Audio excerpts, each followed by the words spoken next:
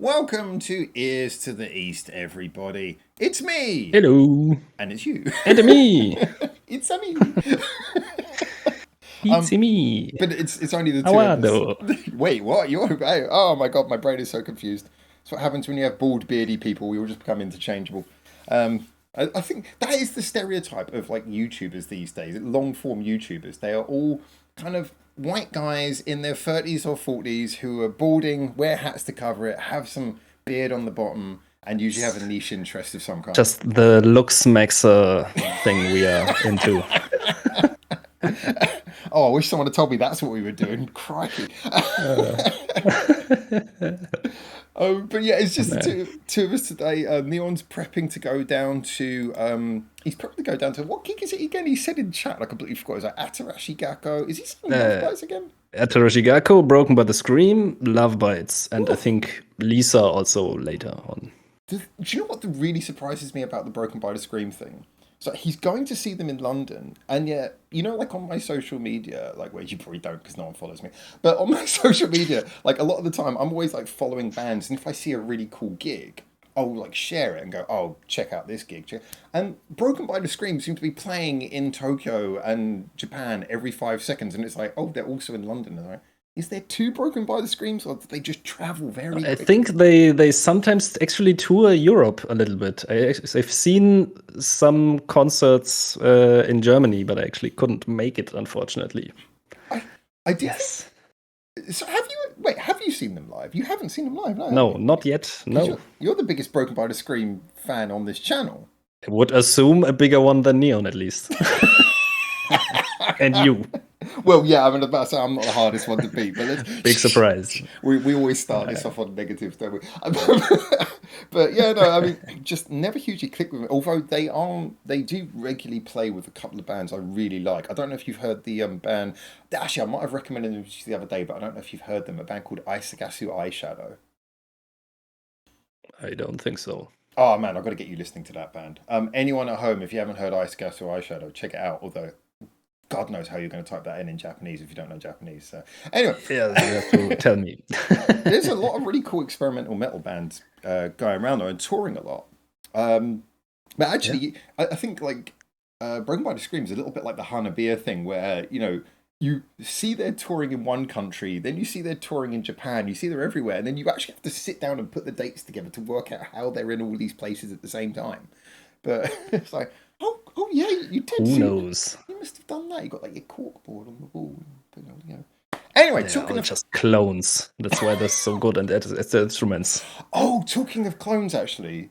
Oh, this really bad thing happened. I have to tell you this, actually. Sorry, I have to tell you this.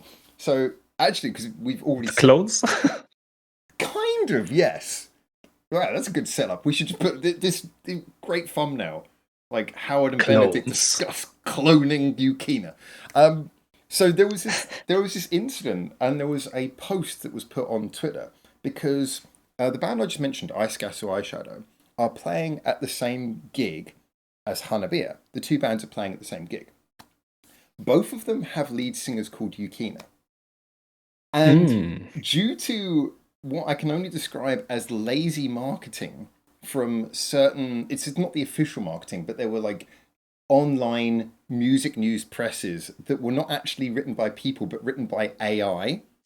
You know how a lot of news presses now, they're actually written by AI, they're not written by people. There was several AI reports apparently going out, and they actually posted one of them, going out about the gig, claiming that it was Yukina was the same person and she was in both bands and it was the same Yukina. So they actually had to post a picture of the two Yukinas standing next to each other with oh man, that's so grim. That's so grim that we live in that world where that can happen. But to be fair, it can happen doesn't have to involve AI. There was this incident where the singer of Spirit Box was at the red carpet event, and the interviewer thought she was someone else. She was Poppy and actually addressed her as Poppy. And she just went along and did the interview as the other person. But the good thing about that is at least you have someone to fire them. Yeah, true. There's actually a band called, because I have to network with a lot of these live house bands, and there's a band called Submarine Orca Go, where I've never lived down the fact that I got to know them fairly well. The two main members got to know them quite well. And then I accidentally realised that I'd been calling them both by each other's names for several, and I had them confused with each other. And I now feel that basically, yeah, that is like now every time I know they're going to be at a show, I'm like, oh God, no. Why? So it can happen to the best of us. Maybe I should be fired. Just need to double down on purpose. Well, you think I should get really like ignorant about it? It's like, no, that is your name. Like, you are confused. It's just how I decide to call you. That's the tactic I use for conversations on this channel. So don't look so convinced by that. That explains a lot. So anyway, yeah, I wanted to because one of the things that we wanted to talk about today was Hanabie, who've had their new song called out. God help me, what's the name again? Like something girl. The world is big. It's one of those names that's kind of very easy to get muddled in your head. I can see you're looking actually, it the up translation told me something with maid, but actually, then the actual YouTube translation said something else. So we're going to start this stream by looking up the name of the song we're going to talk about. Hanabie, oh girl, something. I can't remember the name of the song. Life is short. It only tells me in Japanese. Life is short, oh brave girl. That is not an easy name to remember. That is not an easy. It's a fun name, but it's not an easy name to remember. Google Translate tells me life is short, maiden. I don't know why. Anyway. I mean, you tend to find that a lot of these times the English name is not a direct translation. But so in this particular case, though, we're talking about a song came out of a music video. This is I don't think it's been attached to an EP release yet, but this is their first song. Oh God, I'm gonna get this wrong now because they put out so many songs, but I'm pretty sure this is their first song since Hot Topic. Was Iconic on Hot Topic? Yes, that was the opening track. Oh, okay. Yeah.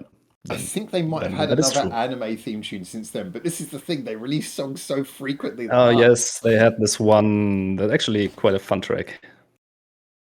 Go something. Let's stick to the one that we're talking about now, because oh my God, this is, again, they are prolific, but oh my God, this is attached to an as yet unreleased, unannounced EP, as far as we're aware, at a time of recording. What did we think of the song? I actually want to let you go first on this. Oh God, okay. Right. I already got some comments that made me question myself. We just sound like we know nothing. Let's move into opinions. At least that we can be sure of. So, in the case of this one, I had some people in the comments beneath my reaction who strongly disagreed with me on this, but I felt like this was a song that it maintains their creative approach. But for me, it felt very much like it was a song that really was in their comfort zone. You know, it was very much guitar centered, which you might think that's obvious for a band like this, but a lot of their songs don't always have guitar all the way through. This was a song where the guitar really kind of drove everything forwards. It really felt like a song that was harkening back to... It didn't have as many electronic elements as they sometimes have. Yes, exactly. And, I mean, often when those electronic elements come in, they're either mixed in with the guitars or sometimes they have their own little sections. But this song definitely felt much more like it was guitar driven throughout, had that sort of Cherry Blossoms Are Blooming vibe to me. Even maybe a little bit like Toso. It definitely felt like it was one of those songs where it's like, this is for the metal fans. And I think from that... I also mentioned it reminded me guitar sound-wise of their previous, earlier stuff. Oh, okay. More metalcore-ish, a little bit, like that main riff. Oh, okay. I hadn't really made the association with the guitar sound, but you felt it was like a similar kind of tone. Well, you just mentioned Cherry Blossoms Are Blooming. I more meant in the writing style, but you're talking about the actual guitar tone. I see. Okay. Yeah, I actually thought also sound-wise. Okay. Yeah, that tracks, I guess. So for me, it felt like a song where it wasn't really taking them to any new places, but it just kind of felt like a warm, cozy reminder of just Hanabie doing a song that just felt like it was kind of comfy for them. I did enjoy, again, we got to hear Yukina flipping a load of different vocal styles, had a good, strong Matsuri chorus. Yeah, it wasn't really taking them anywhere they hadn't been before, but it just felt like warm, friendly. Hey, if you like Hanabie, you're gonna like this song. Friendly. One for the fan. Yeah, that's probably the word. I want to be your friend. It definitely felt like it was one for the fans. Someone underneath my, I'll just quickly add, someone underneath my video, when I said it felt like one for the fans, they actually said, no, this isn't one for the fans at all. This is like an anime. This is going to expand their fan base. I was like, you can do something that expands your fan base, but still write it consciously thinking of your core fan base, you know. So just because the song is exposing you to new markets doesn't mean that your writing style has changed in line with that. So for me, it felt like, this is expanding their fan base commercially, but it did feel like it was written very much to get to their core old school sound. But anyway, I would agree that it sounds very much like a Hanabie song. And I do kind of agree with most of what you said. Like all the elements are kind of in there, but I also felt, that I think you mentioned it also, that it didn't really go to any new places. Like there was nothing in the song that was really surprising if you know Hanabie. If you don't know Hanabie, there's plenty of if you don't know Hanabie, it's still pretty surprising probably, but that's that's also why I probably wouldn't say it's a song for the fans. I'm not sure. Maybe. I personally felt there was, I don't know, for example, compare it to their last single, Iconic. I felt it was a lot of a more interesting song overall, writing-wise, and all the elements they put in there. And also, I think the one thing I don't agree on is the chorus. I don't think it's a strong chorus. I kind of don't. Might be a subjective thing for me, but I just don't vibe with the chorus. The chorus melody just kind of feels a bit. It sounds so bad, but it kind of feels a bit random. Just kind of we take this chord and we go there and here and here. It doesn't feel like a strong cohesive melody. Or maybe there's just some hook missing or something for me to latch onto, because after hearing that chorus, for example, I could not repeat it to you. And there's no real catchy hook or something to latch onto. And for example, Iconic, I am a me, iconic. The song doesn't have anything like that. And I think that is what I'm missing about this song a little bit. I mean, obviously, you're talking about this in terms of it being a single, because obviously we don't expect every song to do that. But I think that's. I would definitely agree that this is not a catchy chorus. So maybe I should probably qualify what I meant there, because well, when I first heard the chorus, I was interested that it's a very much a descending chorus. The melody and everything seems to be going down, which is, kind of an unusual. It's not like the big glorious sing-along chorus that you kind of associate with, or catchy hooky chorus you associate with a single. The reason why I think it's actually, when I say strong, I think it's not a bad chorus. I think it's actually a chorus that has qualities. For me, it's you can sometimes it's not a bad chorus, but it just you can get choruses that are very hooky, but in like an irritating, repetitive way. And then you can get some choruses where they're not very hooky, but they feel kind of rewarding. And it's usually because there's a lot of details and things that don't make them immediately stick into your head, but they just kind of sit with you. And after several listens, they become a very rewarding kind of chorus. I don't know. I felt like this was at least a little bit in that direction. I think that this is one where the more you listen to it, the more you'll probably enjoy that chorus. But yes, it's never going to be one that's going to get stuck in your head and have you coming back to sing along to it every time. But I think it's a chorus that definitely had qualities. But I think we kind of hit the nail on the head when we said, like, it is a typical Hanabie song, which has all the good qualities, like Yukina's different vocal styles, the heavy riffs, the heavy screaming parts, the slower breakdownish towards the end. It has all of that. But, if you listen to Hanabie all the time, that's kind of what they do. And there's... that's kind of it. So it's kind of a okay song, but nothing that I would really pick out. If you see the whole list of the whole discography, I wouldn't pick out this song. I think you actually reframed something that I said earlier quite interestingly because I was saying, well, it goes back to that old school thing, so it's a song for the fans. But actually, I think the way you're maybe describing it is that, well, if you've been a fan for a long time, you've already got songs by them like this that are probably a I little bit think better. that it really But depends. Like, do you really want that? And I feel like a lot of people actually really do just want exactly this. And that's what's also the one comment I got was first negative reaction to the song. well, the funny thing is though, is that the flip side of that is if you're a new fan discovering this song through like the anime or Yeah, sure. whatever, Then it's going only to be going like, oh, upwards. whoa. So actually, yeah, you've got a good point that maybe it's less for the fans because of the fact that the fans are already, we're good, we already got this. But you said you got a negative comment because you. Yeah, my first Hanabie song was "We Love Sweets." Compare "We Love Sweets" to this song. "We Love Sweets" is way more like intricate and like crazy in a way. I feel like that song's gunning for a very different thing though. That song is Yeah, kind of sure, like, yeah, that song is like, we're sure. going to do some wild shit today. Whereas this song is like, let's just kind of Yeah, be, but just as a comparison, what Hanabie has done, I yeah. feel like just this, I would just rank it lower in there compared to the other songs. I would say it's solid if unspectacular. However, I will Yeah. say, obviously only because they've set the bar so high themselves, I will say though that the True. music video, that was an Yes. interesting thing. Yes. There is a I really lot enjoyed of the music video. callbacks. There is a lot of callbacks in this Yeah, yeah. music video, man. Obviously, we have this one guy again. I'm not sure He's what's their redeemed relation himself. actually to him. He Like he's been redeemed the himself. boss in the other videos, and he showed up in pretty much every video. So, dude, if you I were, don't know if this is like the dad of some of them.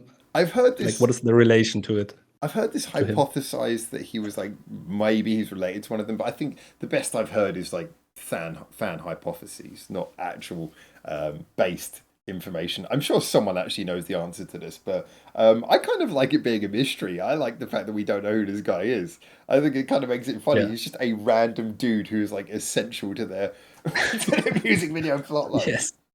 But he's redeemed himself. He's been a bastard. He's been punched in the face. He's been all of these places. And finally, he is the motivational force that allows him to win. Although I do wonder whether that actually means this is the final chapter in his music video appearances IMDb page, Yeah.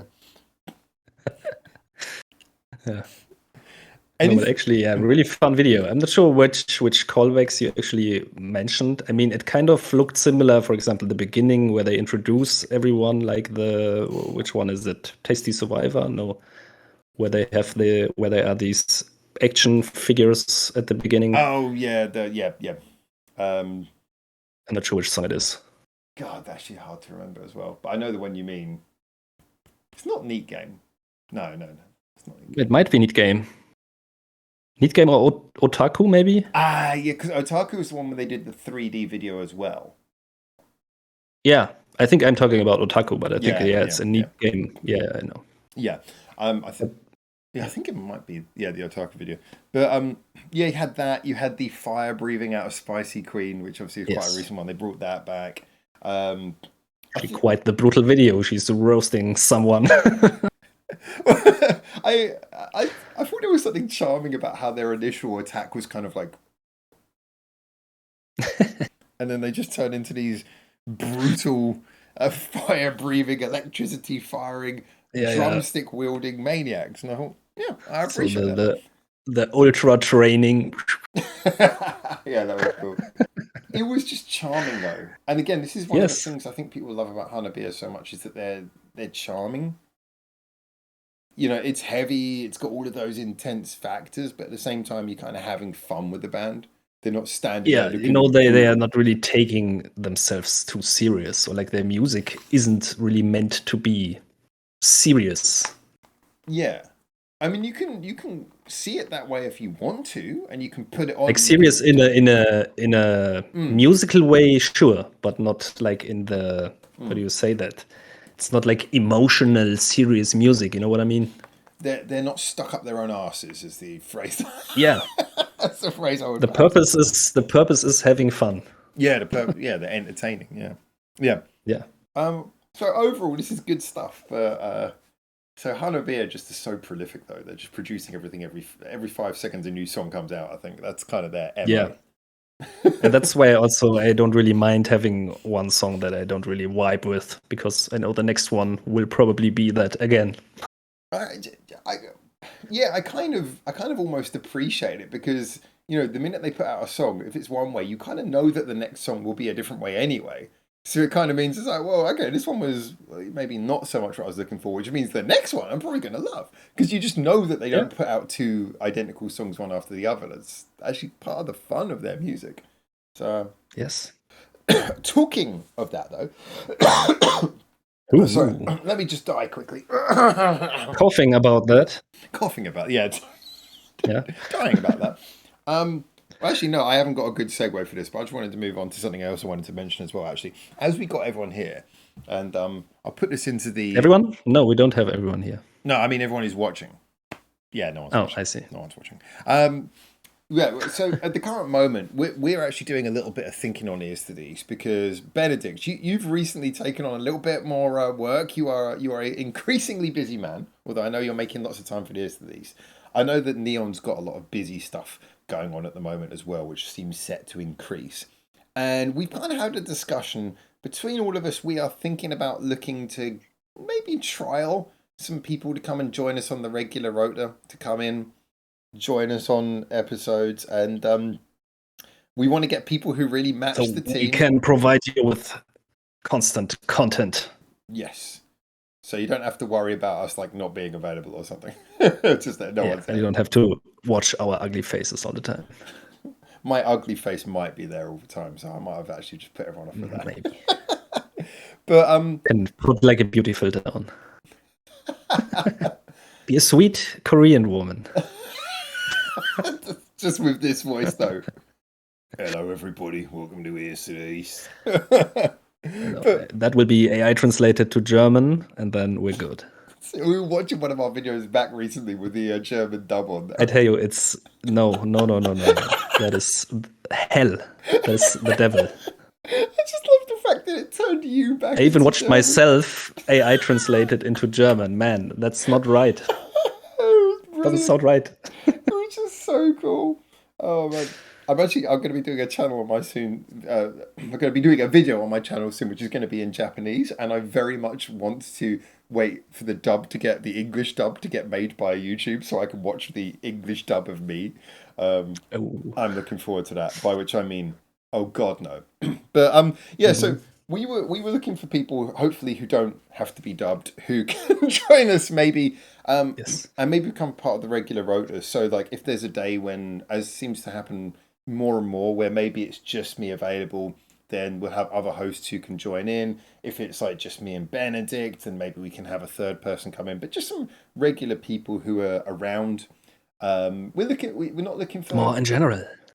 Yeah, I mean, I don't know about you, but my priorities on this is it doesn't have to be like a big name YouTuber. It just has to be someone who keeps up with music, is interested in music, wants to chat about music, and doesn't mind being on a video call with us once a week or once every couple of weeks.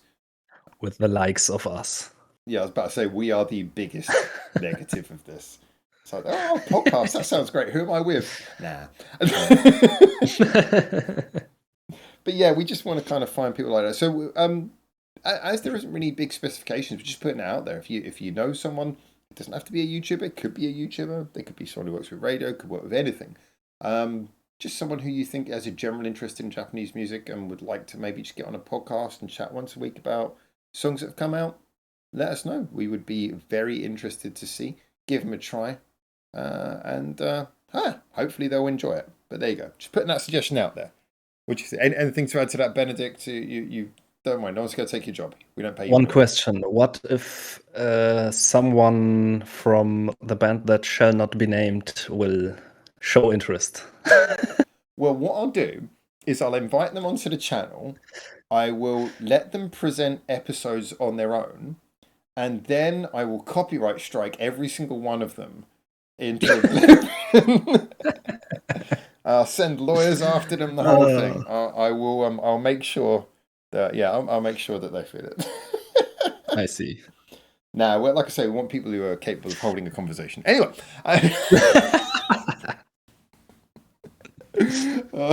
Ooh, shots fired. Sick burn. It's like, Howard, it's been 7 years. Mic drop.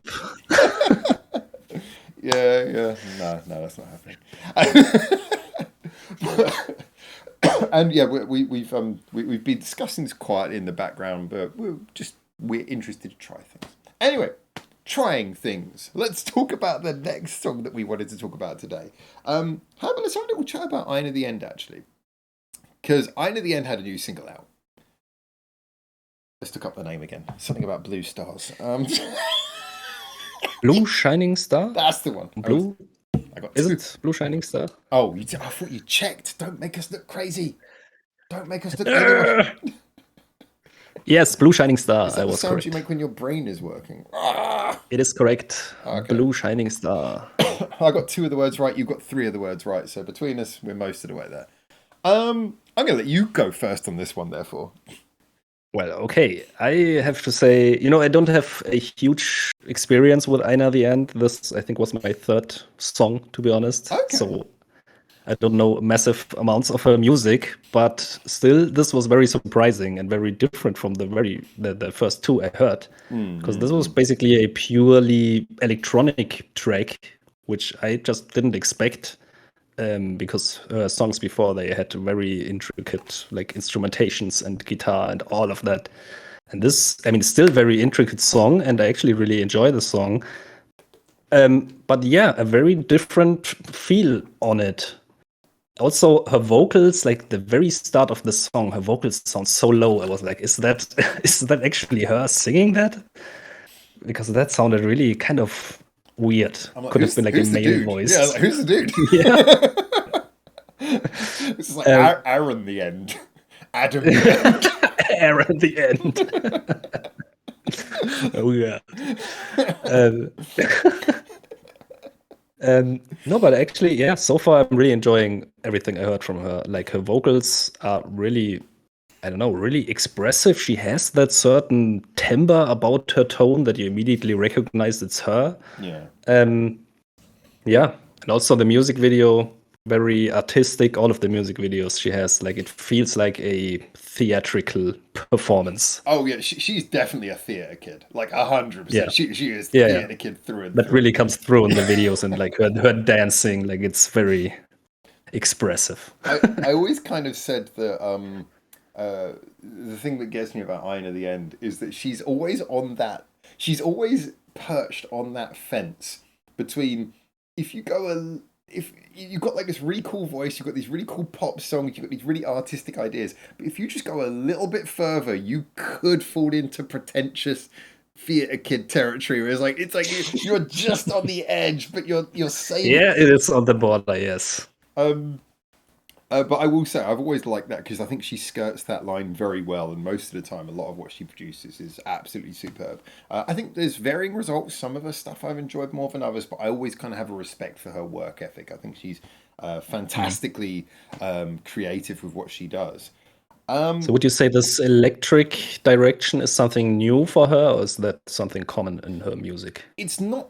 It's neither common nor new. She has some other songs that go a little bit like that. I'm thinking actually of her debut album, The End, by Aina the End, which had a couple of... I'm trying to remember the names now. There was one song that definitely felt like it veered into this territory.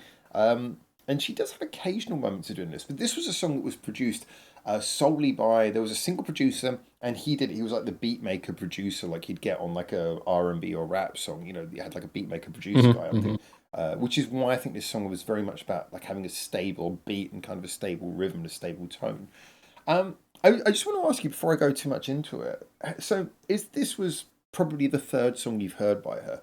How did it affect your overall opinion of her? Because it obviously expands what you imagine her work to be. I would say, like right now, my impression is that her music might be very diverse. Because that's why I asked if that electrical direction is something new, because that is not something I've heard in the 2 songs before.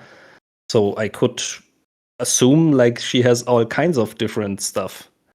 Given that you obviously have spent more time with Bish than you have with Aina, how would you say that her do you feel like because obviously there's a big time difference between the Bish you know and the Aina you know. Do you feel like this is the product of a person who's come from that group? Do you feel like these are, or does this feel like so wildly Not unexpected? like only in the aspect that she has kind of a distinctive voice. Yeah, I get that. That's kind of the only thing. But to me, Bish is like at least what from what I've heard is pretty much punk rock, and A lot of the Aina time. isn't really that.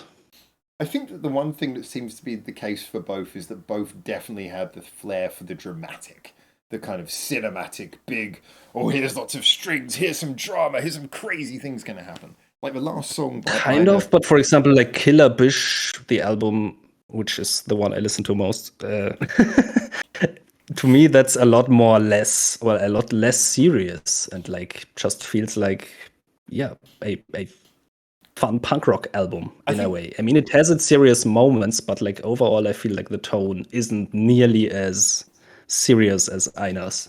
I think you get some of that on some of the later Bish, like I mean, even if you think about stuff like Non Tie Up, which is not entirely a serious song, but that has like this Yeah. crazy dramatic, like flipping on a dime kind of over the top sound. And I think a lot of the time when I think about those kind of songs, I think, God, do you know what? I can really feel like that song actually was a very good.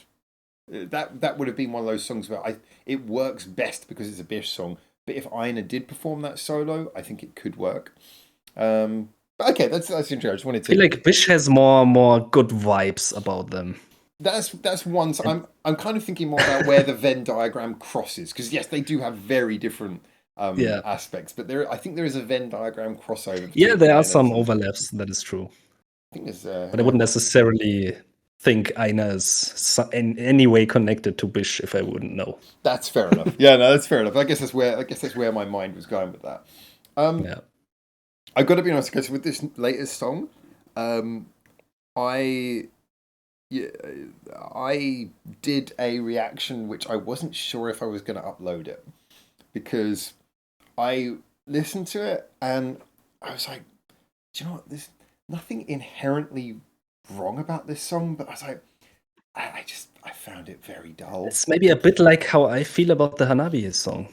This might be true. This might be true Yeah. because I noticed like so the producer. No disrespect to the producer, I've actually looked through on my thing. I looked through some of the other stuff he's done. He's done some great stuff, from what I can tell at least. But with this particular song, as I was listening to it, it just kind of has all the tropes of generic like Western uh, EDM pop song. Like even the bit where she's I singing, cannot disagree. and then after she sings, you get the kind of like low, low octave like echoes and stuff. And it's like I just don't feel like there's anything particularly inspired going on here. It's not bad. It's just kind of very Yeah. forgettable. Like I would forget. I kind of have forgotten it. Like 5 seconds. When you suggested about us talking about the song, this like when we were prepping for this, I was like, oh yeah, I forgot that came out this week. It just kind of. Whereas like no epilogue. After no Yep. epilogue, you're like, what You know, was that? I can totally understand that sentiment. I also couldn't tell you like, oh, this is like the outstanding element of the song, other than her voice and like her singing. And it does have, nice melodies, which yeah, a lot of songs have, Yeah, to be fair. So that isn't really outstanding in a way. I just don't. I just But to me, didn't that feel it still was anything. feels fresh because it was unexpected and like I just didn't know she could do this direction also. And still, I'm just not used to like her voice. I still feel like she has a pretty nice singing tone. Oh yeah, she's got a very unique and very like really Yeah. interesting and very strong singing voice. Very unique but strong as well. Yes. I think you raised the most interesting point there though, which is that like if I was hearing this and this was the first ever song I was hearing by an artist, I'd go, okay, I'm probably not going to remember this and I'm probably forgetting. But because it's by Yeah. Aina, I'm like, well, you've done so much crazy shit that you've kind of earned the right to put out a fairly by the numbers song. So I'm like, listen to it going, Yeah, that is very true. I think if I hadn't heard these two other songs before, then I also would have glanced over it, maybe. So I think it's almost like she's earned the right to do this, and weirdly for her, this is variation. It's like doing But something also, normal we isn't variation. also have the thing that this is an anime-related theme song for the One Piece heroines show. I actually have never heard of it. I mean, I know One Piece, but I have not heard One Piece heroines. It's Some like, spin-off, apparently, I guess. it's like oh, do you need a spin-off? There's already like 20,000 volumes of it. It's like, do we really need a Yeah, I mean, the spin-off? main one isn't even done yet. So The idea that it will ever be done is kind of the shocker. I don't think that story's ever ending. you know, I would quote like some of my friends who tell me, "Yeah, it's going towards the end," if they hadn't said that 2 years ago already. It's like you should say to him, it's like, well, it's getting towards the end is like asking what is the last quarter of infinity? It's like where does the Yeah, last kind of. quarter of infinity begin? You know, like this is. I feel like there's a mathematical Yes, element to what yes. you're saying that invalidates it. But yeah, Yeah, but anyway, it's also a anime that theme song, so that's maybe why it's a bit different. I But I'm not struck. sure. I struggled a little bit with that because usually when I think about, I mean, I will say anime theme tunes are certainly, and for a while now, they have not been this monolith of just, oh, that sounds like anime music, which people used to say. They're very diverse. We hear all kinds of different things. You know, listen to the Bandmade song that we had as the anime theme tune, all these kind of various types we get. Ano songs. Yeah, I was actually thinking of that as well. Just saying that as like Anna as well. Great minds think alike, and ours as well.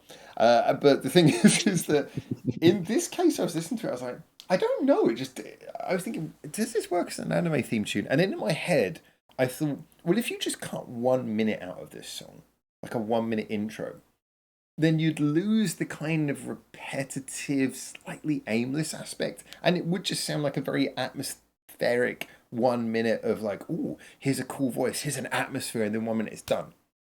Um, Yeah.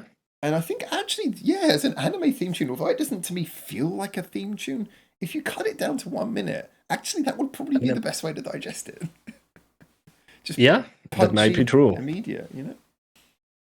I mean, I'm not actually sure if it's the opening because it just says theme song. It's So I'm both. actually not sure in what context it's being used in the anime. But yeah. But you mentioned like it's only produced by one guy. And Yes. like, does she usually have produced? Is she self-produced or what's the usual deal? Okay, I probably should explain that a bit better. So, a lot of the time, and this is where the distinction of what I said might be a bit blurry. So, when I said it was produced by one guy, and the real clarification was it was produced by one guy in the same way that like you'd get an R&B or a rap song would be produced by a guy, where you really feel it's more like a beat is produced, like a beat is put Mhm. down. The person does the vocals, and then like the little nuances, the changes are put in. So it's not really flowing so much like a song as like a core that the person performs over, and then the nuances, the details, the effects are put over the top. She has worked a lot with like I guess you'd say auteur style songwriters before. Mhm. She did a great song with TK from Link to Segura and all these kind of things. And you know, these people are very much like auteurs. They write, they arrange most of the time, and they probably not always, but a lot of the time will probably produce their songs. But that's the very different, that's the kind of songwriter that we think of in a different kind of way. This felt more like it was less of a songwriter producer kind of thing and more just like, no, this guy feels like a beat producer. His nickname is Okay. actually like Dr. R or something. He's got Doctor in his name. And the minute you put Doctor in someone's nickname, it's like, ah, you've heard of Yeah. Dr. Dre, I see. It's like- Uh, so yeah, it just the vibe was very much that this guy obviously has a wheelhouse. I feel as like a beat producer, a beat maker. That I don't know. I literally don't know, but that is the vibe I got from everything I saw. Um, so I think that's the yeah. direction But of it's this not one. like she usually has a set producer that she uses, and for this song it was a different one. It's just like she works with different people all the time. Yes, I think she has various people who she comes back round to fairly frequently. I do not know if she's worked with this gentleman before, but she has come around to other people on multiple occasions, I believe. However, he definitely, from everything I could tell, seemed to be of a very different style from a lot of the people she's worked with before, who I think are more inclined to do that dramatic, orchestrated, quickly changing kind of song that she's perhaps more synonymous with. Yeah, that's also how I knew the first two songs.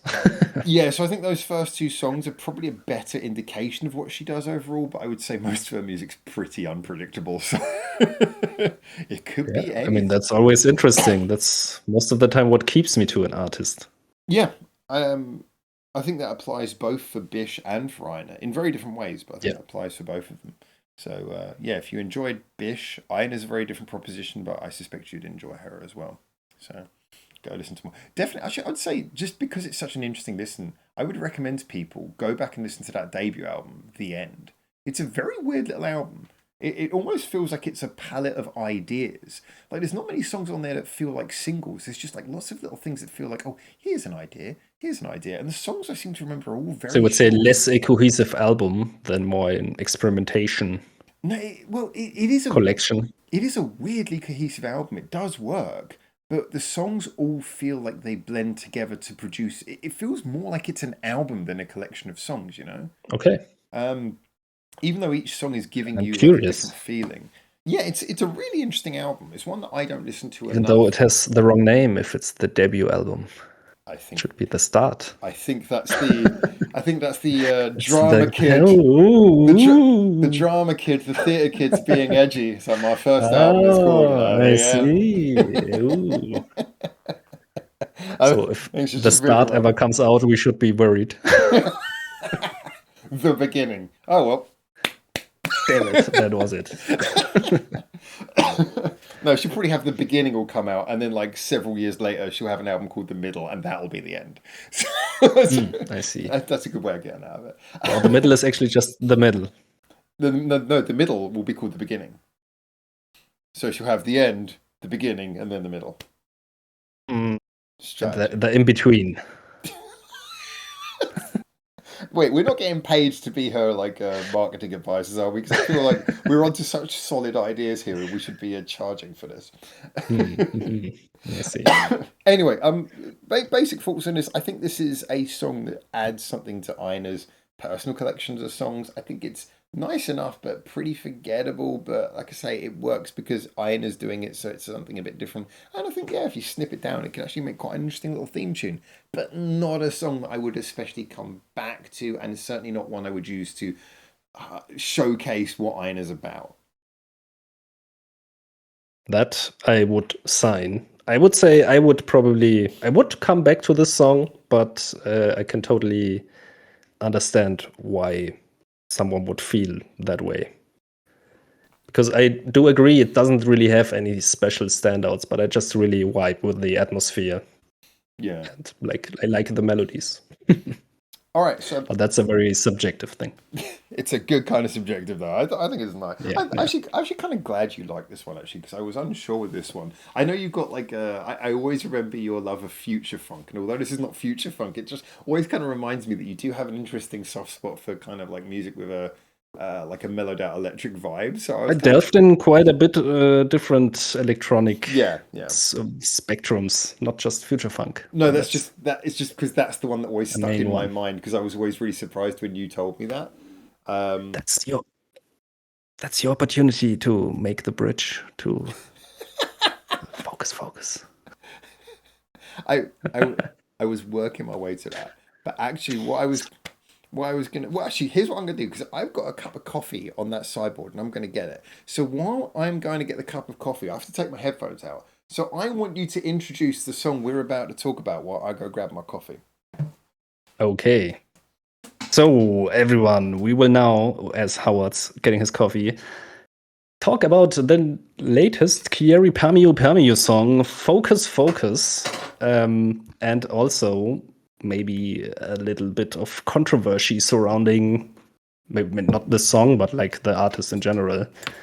But Howard will have to tell you more about this, because I don't really know any details. I only know the song. I actually do really enjoy the song because, as we just mentioned, I have some roots in future funk, and I really feel like this song has, a lot of similarities, kind of feels very future funk-ish. It has a lot of repetition, which is very, I think future funk does a lot. But yeah, really enjoy the song. Like, it's super catchy, it's super fun. Still sounds typical Kyary Pamyu, and it also still has like a kind of that weird moment where everything cuts out and it's just the beat for a moment. Yeah. And she had this before, but I feel like when she did it before, she always like did it too long. Like the parts were too long, and I just kind of got bored. And I'm like, okay, when can we get back into the song? And here I feel like, okay, it was a little short moment to kind of cleanse your palate, and then you can keep going. By the way, I like the fact that your efficiency to the fact that I say give us an intro and you actually managed to give the intro and your entire review. It's like you just got through it. Like, there you go. Done. Well, I just kept going. I was in the flow. I was too slow. I focused. Only once? So Focus. I would largely agree on most of what I heard you say.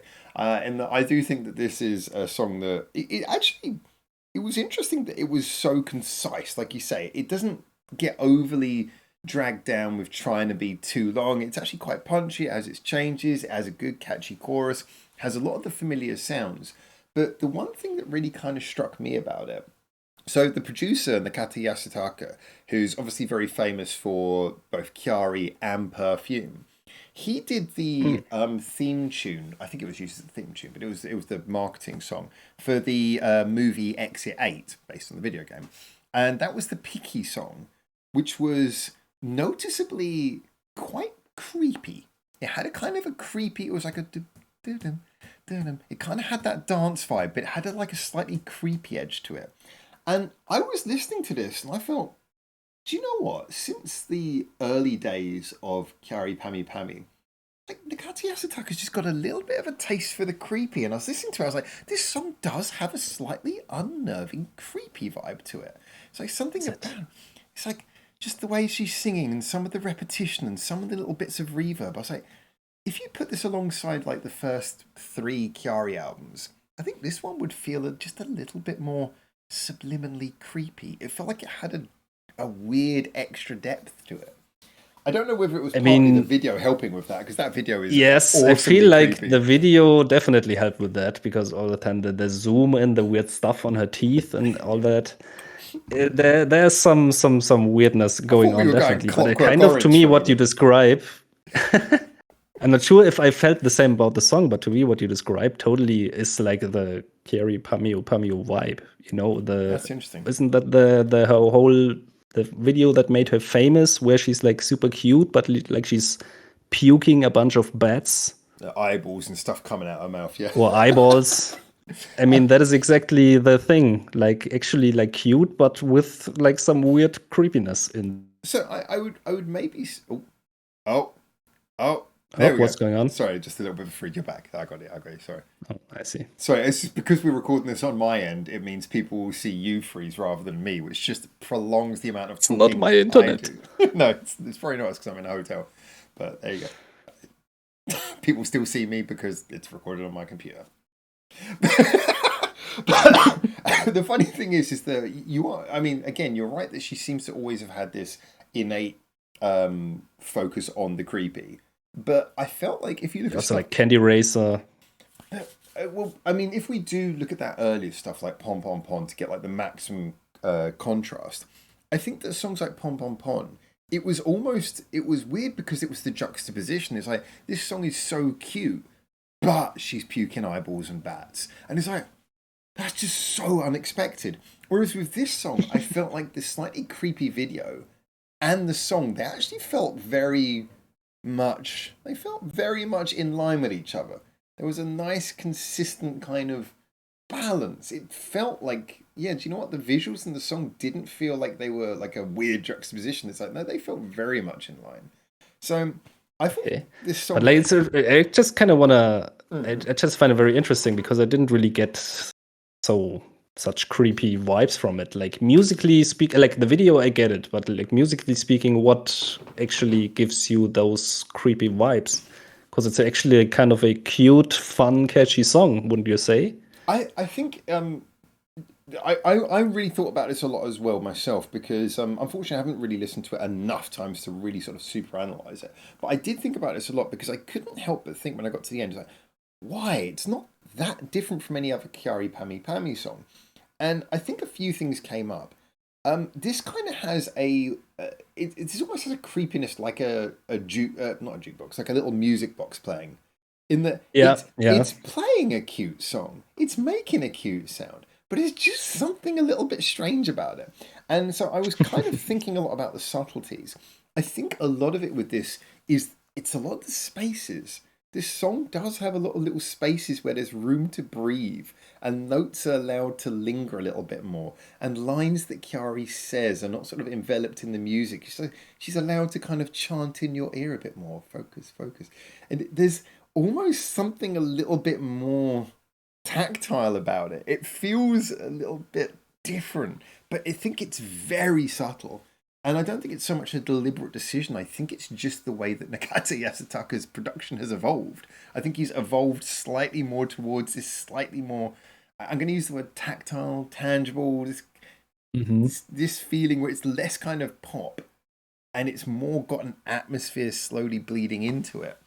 And like I said, this is why I referenced that song 88888888 by Picky because because of the fact I'm quite 8 times 8 or just patchy. The song definitely was a precursor that when I heard this, it made sense. I was like, yeah, do you know what? If I think about that song, this one makes more sense. Okay, maybe I have to listen to that again and like have that creepiness in mind when I listen to it. See if I can catch on that as well. It's hyper subtle. It's really subtle, but I couldn't help but just feel it when I was listening to it. I was like, this feels a little bit different. But yeah, I will agree on a musical level. If you were just playing it to someone totally casually, I can imagine that most people would say yes. If you enjoyed Kyary Pamyu, certainly in the golden era of her career, 10 years ago, this definitely picks up on that brilliantly. Runs with that. There was something that we wanted to discuss briefly though, because you raised. Yes, I mentioned it while you were away. Yeah, talking about controversy. The golden era of her career. Was this something you discussed on one of the recordings? Because I'm still editing a couple of episodes. Did you discuss this on a recording? Well, we didn't record it. Okay. We just talked about it off when you and Neon were together on a phone call the other day. Okay, so let's bring this up. It's a subject that I think I've got a... Because I feel like it's some pretty serious allegations, actually. So I didn't want to say anything that's not true. Well, yeah, so first thing to clarify before we get into this, I know this should all be entirely honest, but obvious. But what we're addressing here is we're addressing some allegations that have bounced around on the internet, and we are addressing this entirely based on what is out there and trying to give some context to it rather than saying that we know all the details. But yeah, so there was this whole thing about Kyary Pamyu, and I'm assuming we're talking about, because all you've said is you want to talk about the controversy. I'm assuming we're talking about the fact that there was... I hope there's only one. Well... I'm believing this is regarding some posts that she made about a younger male colleague that she worked with. So, which were sort of... The way I understand it, it's more comments that person made about what she did. Okay, so I want to kind of just get an idea of what you had heard, and then I'll try and sort of fill in the gaps of what I've heard on this side. Well, I only heard it from Neon, so I can only... Oh, okay, so you're giving this... Neon only heard it from comments that someone left on his videos, so it's kind of very hearsay. So what's the hearsay? What's the hearsay that's been traveling through the interverse? It's basically there are allegations that Kyary Pamyu, when she was, I think, like 19 years old or something, I'm not exactly sure what she did, alleged groping of a 12-year-old. Yeah, so this had kind of been something along those lines had been put out there. Now, the problem is as you say, it's like it's not really clear what the actual story going around is. And certainly we don't want the comments section here to become like a cesspool of people just putting out hypothesis. But there's a couple of things I wanted to address with this.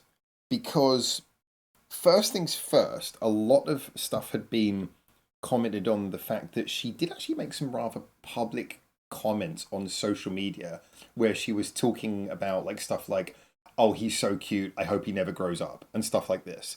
And there was like public comments that she'd made that had been picked up on this. Now, Hmm. before we go any further, I think I have to say this because it's so obvious. Obviously, if she's done anything like the accusation, obviously that's absolutely terrible. No one's defending that. But Yes. just to try and work out some context, the funny thing is, if she's posting stuff like that, I think part of the reason might be because, as you know, there's this very different attitude towards youthfulness in Japan. And sometimes there can be a Yeah, little bit, Neon said that too. yeah, there can be like a crossover between what could be considered extremely creepy in a Western context and what might be justified as just the admiration of youthfulness in Japan. And I'm not going to say there's necessarily always a clear distinction. It's kind of like with maid cafes. Maid cafes are basically 99% of people go there totally wholesome. I'm sure there is a few people who go there because they're creeps. Doesn't make it an inherently creepy thing. So in this case, not trying to justify it, but saying that there is kind of a strange context here. And her whole thing that she burst onto the scene with was that she was playing this kind of uh, lolly character, very bright, very colourful, very youthful. She was basically playing a big kid. That was her whole role. And, Yeah. so she playing her character, which let's be honest, she really was in character a lot of the time. Um, Her whole position was kind of playing around with the idea of like, oh, I wish we could be kids forever, kind of like a Peter Pan-esque vibe. So Yeah. I think the fact that she was saying these kind of things publicly and assuming at the time that this wasn't like her admitting to some terrible thing, but this was her just kind of like, I'm assuming, putting out there her childlike persona. Given all of those contexts and everything, there is reason to believe that maybe like everything that she actually did, maybe there wasn't anything that happened wrong, and that maybe she was just kind of playing the part and it got taken a little bit too far and it upset some people. It could be that. So I think the Well, according to what I've heard from okay. Neon, is that the actually the alleged victim Hmm. actually publicly came out and like basically blamed her for certain things. Um, yeah, I mean, in that particular context, I don't know too much about that actually. But I would say that again, this is one of those ones where I think the best way to That's kind of what it comes down to, if yeah, that is true or not. I think the best way of addressing this is that rather awkward thing where you've got to say, ultimately, innocent till proven guilty. I do think that if something happened, then yes, obviously it should be investigated. But I Yes, think yes. it's one of those things where we all know, we've all seen this go both ways. We've all seen things in the public eye where someone gets accused of something and it turns out that they actually did terrible things and they get their comeuppance. We've also heard of things where someone gets accused of something and it turns out that there's just someone who's trying to take advantage of a system to get money out of a rich person. Yeah. And we've heard of situations where it's been a grey area where someone probably did something which was a little bit wrong and it's like, you shouldn't have done that, but it's not really a crime. It's just like, come on. Well, can I ask you, like, how old is she now? Because I heard that happened when she was 19. Well, So I imagine that's quite a long time ago already, she, because she had her career for quite some while, didn't she? she's When, Kyary, how old was she when she started? she's Kyary mummy now. She's got a kid of her own and everything. So let's Yeah, just have a little look and just see how old she is now. She's got to be at least 30. I think she's 33 years old now. Yeah, she yeah. was born in 1993. So That's 33 years old. 14 years ago already. Yes. And like now it comes out, just feels a bit random to me. But again, Yeah. I don't want to put any, yeah, I just don't know the facts, Yeah, to be well, honest. I think, and to be honest, I think that's the kind of the important thing to say here is that obviously, and again, I know we're just kind of parroting the obvious, but it does need to be said that none of us know the facts, so it's not really good to assume anything. And I do believe Yes. innocent till proven guilty is a thing for a reason. I think it is just also important to say though, because, and again, I'm not saying this to defend anything, but just because the missing context can sometimes be, it's important to remember that Kyari played this character. This was the character she played, and Japan does have this thing about venerating. Is that the word I want to use? But about kind of youthful things. Is like the Peter Pan vibe is something that is not automatically creepy in Japan. Again, there are some people who do that in a creepy way, and those people, to hell with them, honestly. But you can't just assume that there is a little bit of a complicated thing with this. So I think it's just best to say it's almost, I keep on saying guilty till proven innocent. Innocent till proven guilty. Got to get that the right way around. Very important. Guilty till proven innocent. Just I'm having a quick scan through, just seeing if there's been any information, and just see if there's anything on this. But I mean, ultimately, yeah, I kind of feel sad because she's got a kid now and everything. So I guess I'm biased. I don't want to believe it's true because she's got such a lovely story outside of that. If it's true, even if she was 19 or whatever, it's still not okay. Yeah. But also, it's something that happened 14 years ago when she was 19.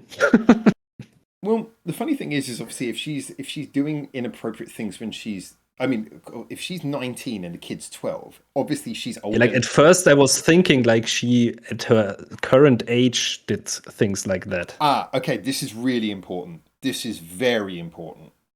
Sorry, I need to add this because this totally changes the context. Now, again, I'm reading this based on just sort of like doing Google searches.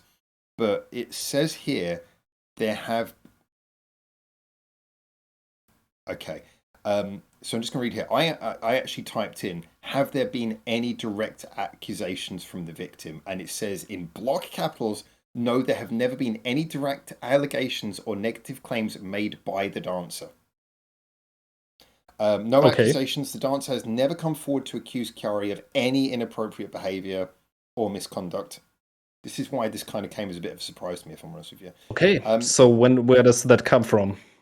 I think that is what happens when you have too many people spreading stuff on the internet. I think that's been... Also, that's an AI answer, right? It could, yeah. I mean, obviously, I'm reading it off of this. I will check the links, but just according to what this is saying, there have been no direct... so it seems that most of this is being built up on there is a Reddit...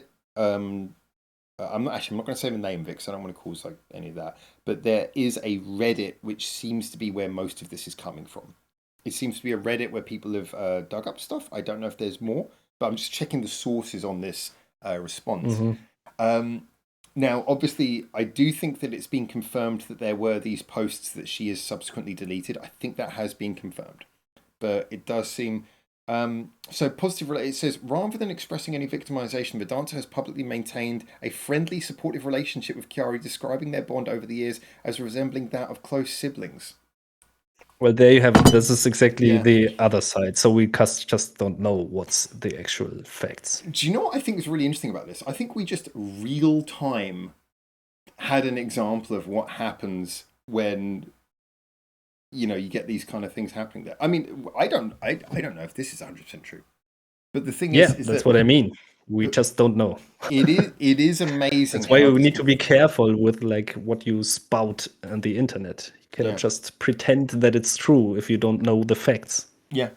This was actually I found this very interesting because I think like we discussed it. We found holes in what we knew.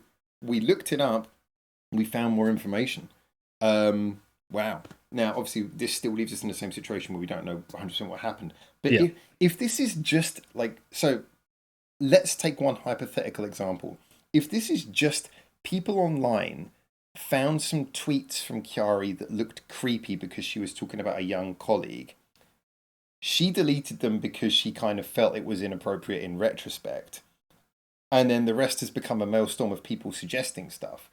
If that is actually what's happened, then realistically, Kyary was a 19-year-old playing a character and is being smashed about by the internet for absolutely nothing. Yeah. And if it's not like some unserious stuff, that's some pretty serious allegations. Yeah, that is wild. Because stuff like that could actually like hurt your career. And what I mean, also as well, is it's not good for her kid growing up, because her kid growing up, if Yeah, like those that is allegations well. hold over the kid's mum, that's not fair as well. And yeah, as someone who's known to do kind of cute music, which is very accessible to younger generations, having allegations falsely held over your head is yeah, atrocious. Wow.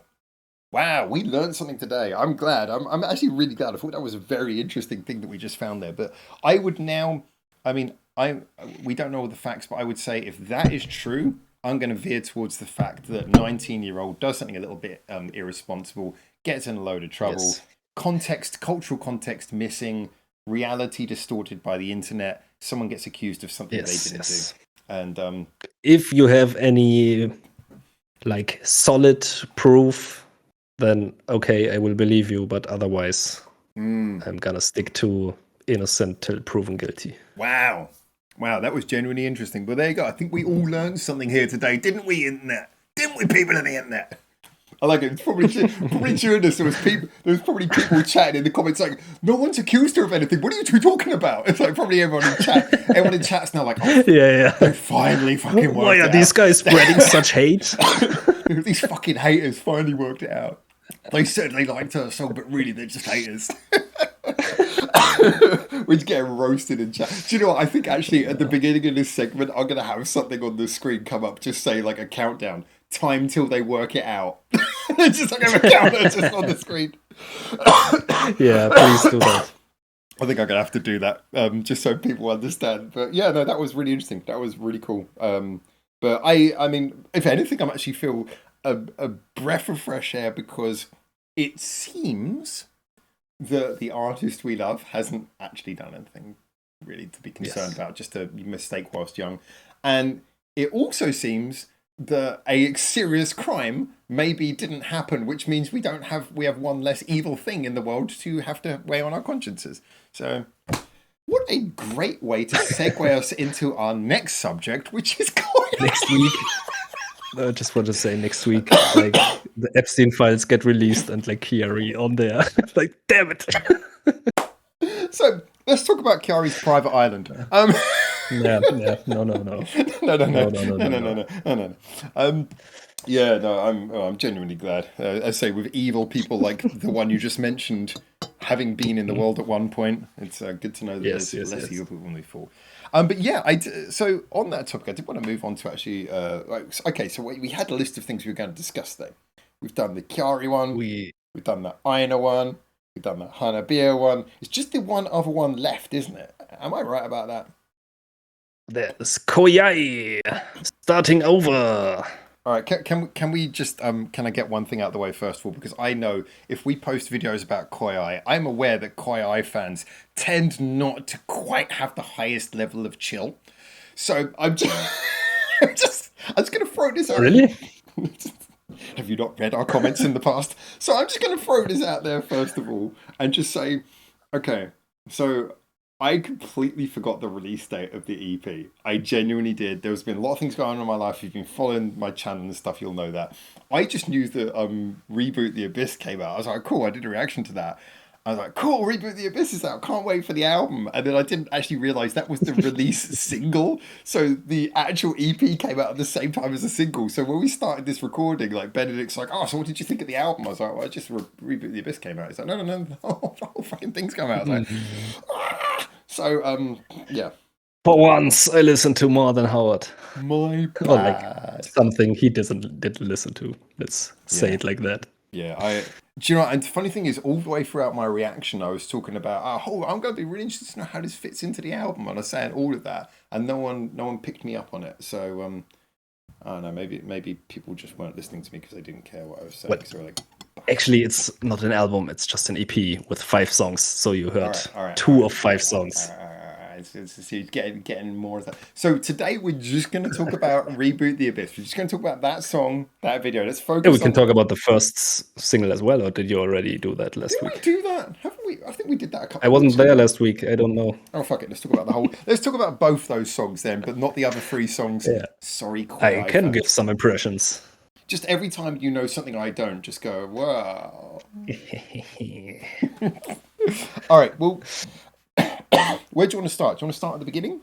Starting over. Let's start with starting over. I mean, we can start off with what they actually do start over with, which is like their lineup, I would assume. You made is that what into it's such referring a to. tongue Or twister, like Benedikt. You made that so good. All right. Do you know what? I think everyone's heard me talk about this the other week, so you dive in and start this. But you have to help me because I'm actually not 100% sure what everything the changes are. I know Lisa X is now in the group as second guitarist. We still have Hazuki, wait. Same as before. Wait, okay, that's really fascinating that you said this, because basically Lisa X is the original member. She's the one who this is all formed around, basically.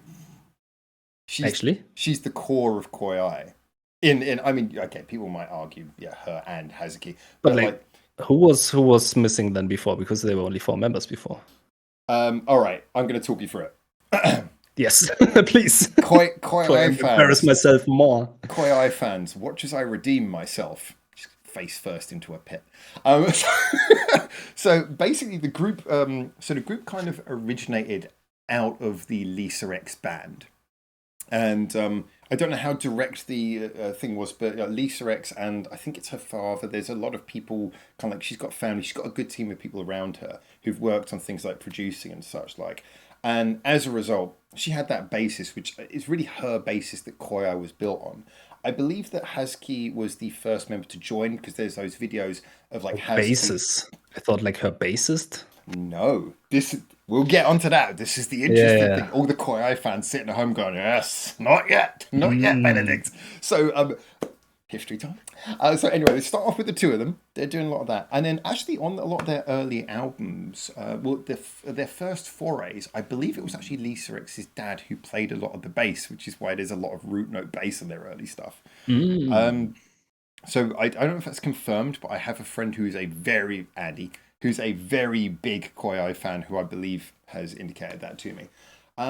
Then the drummer, actually no, I think Kotono, I can't remember if Kotono or the drummer joined first, but basically before you knew it, you had a 4-piece. You had a 4-piece with them, and then the interesting thing is that Wakazaimon, she joined as, well, she didn't join. She never joined because she's Wakazaimon. Yeah. She wandered into. She was there. She wandered into their vicinity and graced them with the glow of Waka energy for like a couple of just a couple of years of just standing there being Wakazaimon before the wild Wakazaimon, who they can never be captured. Wakazaimons cannot be captured. You can tempt them over for a short time, but then they have to be set free. You can capture them, but you cannot domesticate them. That's true. They are all wild. Yeah. So the Wakazaimon then was allowed to go free on amicable terms. But the Wakazaimon, being a caring animal, did help with the transition period whilst they got Unica Impact, who's in Kakame Maloic. She came over as their permanent bassist. She's still in Kakame Maloic. So you ended up with the that arrangement. But of course, whilst that was happening, that was the same time that Kotono, the singer, obviously she had the illness and various things. People have like theories. Don't want to hear them. None of your theories about Kotono. So no, why Yui left. I just, oh God, yes, it's like the Yui thing. It's like people just will have arguments in the comments. And so everyone in the comments just fucking hates me at this point. So Kotono had to leave. And then they tried out various different singers, and well, actually, really what had to? It was a personal. She was pushed. But and then like Mireille joined, who she's the new singer, who is astonishingly much taller than the rest of the band, which is fantastically funny in photographs. And so the thing is you interesting. You didn't notice. Yeah, they're very good. They kind of like do it like Lord of the Rings. They manufacture the heights in the photographs. And who's the Hobbit? They're anti-hobbiting. She's too tall. Just 4 hobbits and Gandalf. Yes, Mireille is basically Gandalf now. God, we're going to get so much hate for this review. I'm going to put this one out first. But the thing is that... Oh, not at all. I'm just going to label this video Howard Gets Hate for his review. Throw stones. So basically, the change between this album and Come See Me is that the lead singer, Kotono, has been replaced by Mireille. And so Do different you lead mean singer. Deep Love? Sorry? Deep Love was the name of the previous release, I think. No, Come See Me was one of the songs. Come See Me was both a song and it was the title. Come See Me was the title track from the last mini album, 5-track mini album. Oh, And then Deep I Love see. was the mini album before that. Please tell me I'm getting that right. Deep Love was the one directly before that, which had like a new picture and everything on it. Yeah. And there was Deep Indigo before that, I think. That's it. So so the difference between Come See Me and this is Kotono has been switched for Mirai. And Wakazaiman, although not technically a member, she was on the last album. She's now been switched for Unica. That's really the change. Different singer, different bassist. Yeah, I mean, there is some change. Oh my god, I'm looking forward to the comments under this video so much. I'm gonna get fact checked. I think they will hate me more because I had no idea about the actual members. Oh no, that means you have an alibi.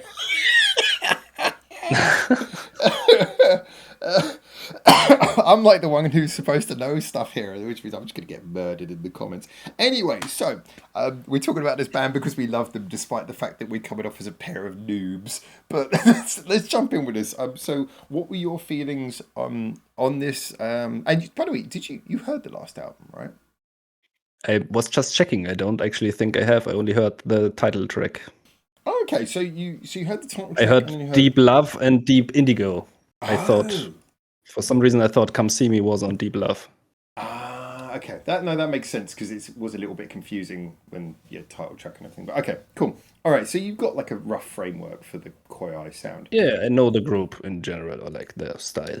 Okay. And I have to say, I really... Well, we only talk about the first two songs now, or what do we talk about? You can give an opinion on the album, but don't give me too many spoilers. Okay. Primarily, we're talking about the first two songs. But yeah, you can say what you think of the album, definitely. Yeah, I think overall the EP, I really enjoyed it. A lot of different flavors, different songs, different sounding directions. There's one song in particular, unfortunately, it's not one of the first two. Oh. Okay, what was your favorite song of the album? You can tell us if you've got a favorite. My favorite song is probably number 4, Hoax. All right, number 4, Hoax is a metal song. Yes. Also, I think you will be surprised. Okay. Definitely the most out like different sounding song on the album. Future funk. No. I think they had similar things on Deep Love, like one track, but I don't want to spoil it too much. I was about to say, the fans are also going to hate me because I'm the one who's stopping us talking about like 60% of this album. Carry on. I have to say, the very first track, Starting Over, and also the last track, they are kind of the most normal sounding tracks. And I don't know if you would agree that the second track, the Restart the Abyss, that's the name, right? Yeah. I accidentally called it Restart that song. Yeah. So that was in my reaction. Like I felt like starting Over is a really cool and fun track, but I also felt like it sounded very typical Japanese, which isn't a bad thing, but it's just something I'm quite familiar with at that point. And I felt like the second song, Restart the Abyss, felt a lot more unique, like its own direction that it went down to.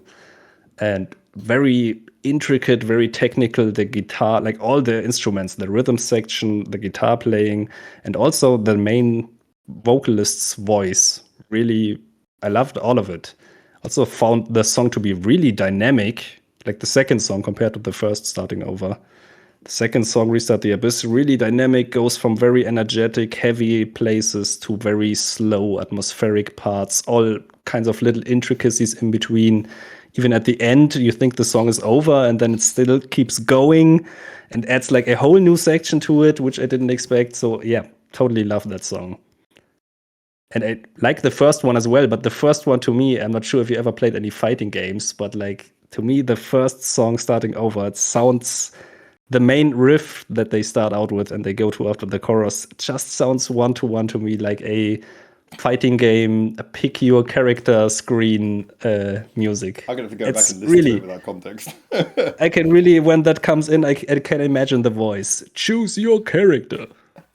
I'm kind of intrigued to hear because the funny thing is that for context it would be lovely for you to now go back and listen to the Come See Me EP, because I feel like a lot of the Yeah, I will. intricacies you point out are intricacies that I really feel were much more prominent on Come See Me than Okay. anything prior. Because I Because actually listened to Deep Love again, and I thought, like, compared to Deep Love, it's feels a lot more refined, but that's maybe a step that I kind of skipped over. I think a lot of that, I'm going to get like a lot of people point out my bass love here, but a lot of that I think comes down to the fact that the bass, I mean, on Deep Love, they didn't really have a bassist. Then on Mm. Come See Me was the first album where they really actually had a proper bassist in there. And you felt it. Oh my God. It really just so much more dynamic, so much interplay between the instruments. Yeah, I really Um, felt that here because I and didn't have yeah, it. well, this is why I was going to say maybe my next question is a bit hard one to ask with that gap, but a big factor for me going into this EP, or at least the two songs I've heard, is how it continues. Given that we've had a change of bassist, and and the last time we had a change of bassist from no one to Wakazaimon was a massive change in the sound. It was like, given that we've had another change of bassist and we've had a change of singer, how is it going to continue from what came before? And obviously, the title single "Starting Over" came out first, and I think the thing that really surprised me so much is that it felt like it continued really well from Come See Me. It felt like it really carried over a lot of that, even down to using the synthesizers when there's no one who's actually a Yeah, keyboard player, but you can tell they can play the keyboards, but there's no dedicated keyboard player in there. it I, is part of their sound. Yes. I felt everything about that. I thought the structure of the writing, which obviously is still going to remain with like Lisa X at the center and Hazuki, but just everything about it, it felt like a real continuation of Come See Me. And moreover, Mireille, I was a big fan of Katana's vocals, and so I said with Mireille, yeah, if she's replacing Katana, that's fine, but I'll wait till I hear her on the recording. And when I heard her on Starting Over, I was quite impressed by how she's got a different voice, but she does manage to she really feels like she's trying to continue the style of KOIAI. Like the whole way she sings and expresses herself, it doesn't feel like she's trying to put her stamp on it so much as she's trying to lead the band. Like she's trying to be the voice of what the band already is. And I really respected that. I thought it was Yeah, great I how wouldn't formulate it that way, but I think I know what you mean, and I do agree. yeah, there are some assumptions in what I'm saying there. Obviously, I'm assuming her intent, but given that she does, and she's proven in some of her live videos, like before she joined KOIAI, that she's got a very wide range of singing styles. I really felt I that. personally felt like in the first track, her voice didn't really stand out to me that much, but in the second track, it really did. And I feel like also because it just gave more space for her Okay, vocals because it had these parts where it like went to a slower section. we're gonna have to get into this song, aren't we? Okay, because I can see how much you like this Yes, song. Yeah. I like it way more than the first. That is, I We do like the first a lot, but I like this one way more. We have been having what I can only describe as a very vibrant debate under my reaction video in the comments regarding this one. And I'm surprised how many people have actually agreed with me on this. Although I think more probably have disagreed. But the thing is that for me, I really do like the song. I do enjoy it. But I feel like starting over the song is taking not the most complicated thing they've ever done, but this is mostly because their default bar is very high due to their talent. But taking a song that is basically kind of within the KOIAI wheelhouse and like 120% just nailing it. Starting over for me is like, okay, it might not be the most challenging song and it might be something they've done similar things to before, but boy, oh boy, do they smash it out the park. When it comes to the second song, Reboot the Abyss, I feel like, okay, it does have some more bold ideas, but I just don't feel like it's brave, it's ambitious. I like that, but I just don't feel like it comes together at all very well. And the main Hmm. thing, which has been the kind of the interesting debate, and it's interesting seeing that, like I say, some people have agreed with me, some people have not. But for me, the biggest problem is that I do not feel the song flows very well. And so a lot of people responded when I said that and said, well, that's the point. It's supposed to be a song with big dramatic changes. And I kind of had to clarify that I know that, and I like a lot of songs that have big dramatic changes. If anything, that's kind of my preference. I like songs that have big dramatic changes. I just feel like the changes in this song kind of feel a bit arbitrary. They feel directionless. It goes from one thing to another, and each individual bit is really good. But there's no. It's like we have this, and then we have the refrain because that's where a refrain goes in a song, rather than that flows on. And for me, the biggest example of this was I just felt like the bridge. I really don't like the bridge. I like the bridge if you just play me. Do you define the bridge like when you think the song actually ends? Is that the bridge? The bit between the last two choruses, where you get the chorus and then suddenly it goes quiet, and you have this beautiful bit. It's like, oh, the piano comes in, the bass has this. To me, I didn't actually conceive that as the bridge, because to me the bridge happened before that even, and that was where I thought the song was going to end, and then it just added on. I mean, okay, yeah, I can see that, but basically, if I'm defining it that way, the terminology doesn't really matter so much. But that little bit, when it comes in, it functions in a similar way to how you often. There's almost like a type of well-known bridge where a song goes from maybe the second chorus, breaks down, goes quiet, and then it uses that as a reset to like spring you into that last chorus and just make it all the more powerful because you've had that reset. And I felt like that's what they were going for. It's like we go from a loud bit and then suddenly it's quiet. And you've got the piano, you've got the bass tone, you've got that sort of quiet vocals. And then it just stays there and then just suddenly loud again. I was like, it just feels so arbitrary. Like that bit just doesn't link, it doesn't build you up, it doesn't do anything. It's just like we go quiet, then we go loud. And there's just no feeling of flow. And so for me, I was listening to it, I was like, I like all these individual bits, but it just feels like they've just been put together. It's like that bit's impressive, that bit's impressive, that bit's impressive, but I don't feel like the song's taking you anywhere. It's just like, here's an idea, here's an idea, here's an idea. So so what exactly is it you are missing? Like, do you need better transitions, or how would you make a song flow better? There are many answers to that, but if I give perhaps the two best examples, so you could use transitions, you could smooth things out. Ironically, like the most recent Trident song, I won't tell you too much about it because I know you haven't heard it yet. But there's a bit where it goes from a quiet bit to a loud bit, and this song came out at exactly the same second that Restart the Abyss did the last night. But that does a similar thing in it, and when it does it with this. Suddenly, it goes loud, but it doesn't go straight into the chorus. It goes to this off-key note for just a few slams, and then switches back into the bit you've heard before. So it kind of like gives you like oh, where are we going? And then throws you into the chorus. And it's just, there's this little sense that rather than blocks put together, there is actually a thought in the transition that makes it feel like you're actually moving between parts of the song with a little bit more planning. There's more sense of it actually having a dramatic build. But the other way, really, and I think the thing that works most of all, if you're going to have a song like this that repeats segments in places, have each time the chorus comes around, it's a little bit grander. Or each time that riff comes around, it's a little bit grander. Have something where it feels like it's building. So when you repeat things, rather than just feeling you're going back to something and then forwards, have it feel like it's developing. And I guess there is a little bit of that in this song. I feel like a lot of songs do that, exactly that. Well, this is the problem, is that for me, if you're going to have a song that bounces around between very cool sections, but doesn't really, it just feels like, oh, now we're back in that riff. Now we're back in the chorus. It can just feel like we're going round and round, you know?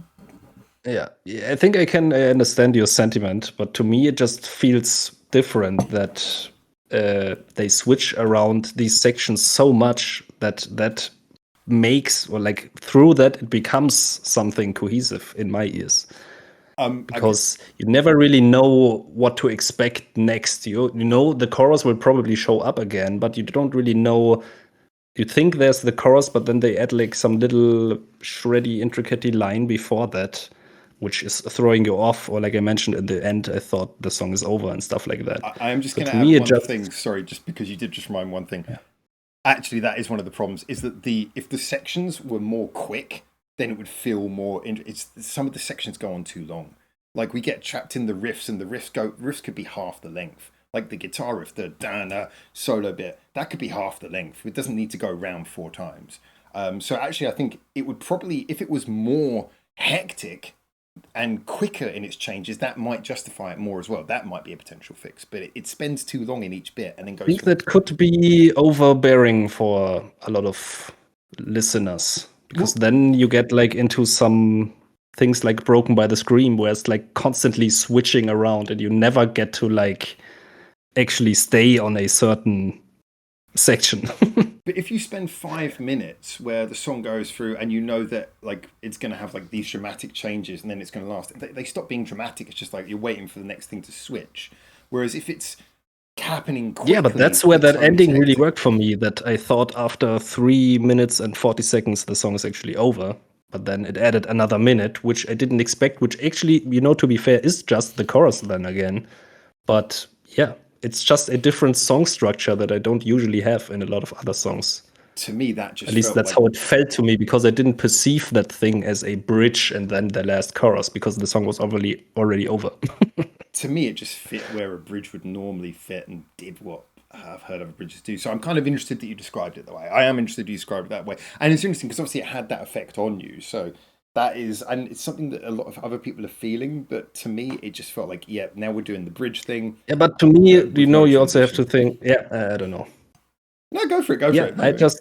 I just think, based on what you said, I think you probably will think the same way about the next 2 songs as well, which I also really love. Are they shorter? Because I think this song could have just done. Well, I'm actually not sure about Hoax because it's very different, but I feel like the next song, I feel like it's kind of something they do, that they do switch around these parts, and to some people might not sound that cohesive. The funny thing is that this is one of the things, and again, I know people are going to get angry about me saying this, but this is one of the things that I complimented so much about. Stupid thing.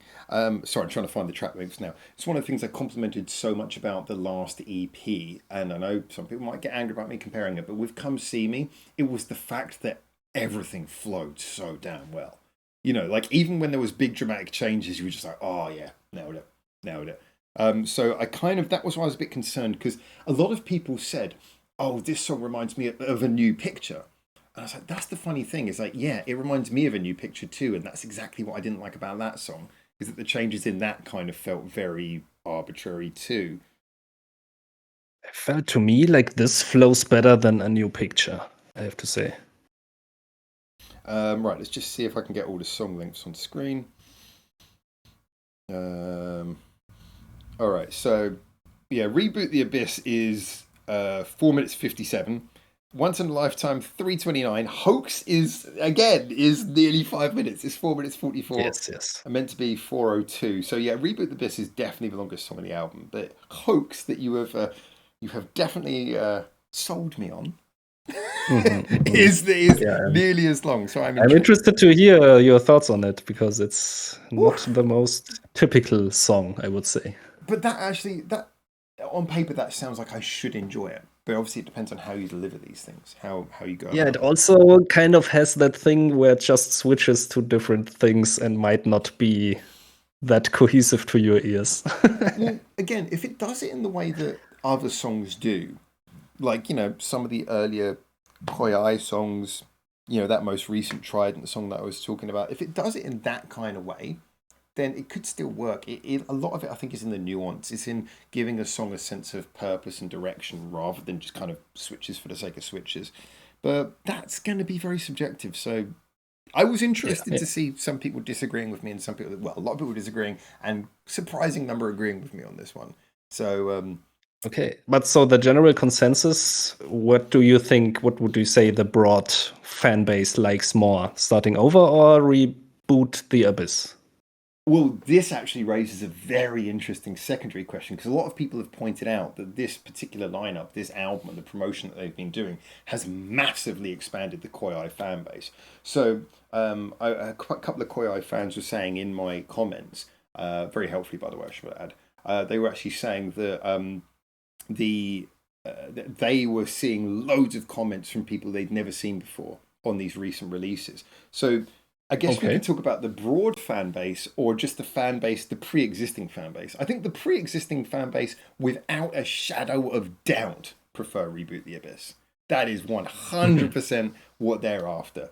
I did notice a couple of people said things like, oh, well, yes, I like this song because they get to show their guitar skills. And as I say, that is always a non-starter for me. It's like, showing your guitar skills is a secondary effect. Would be inclined to agree.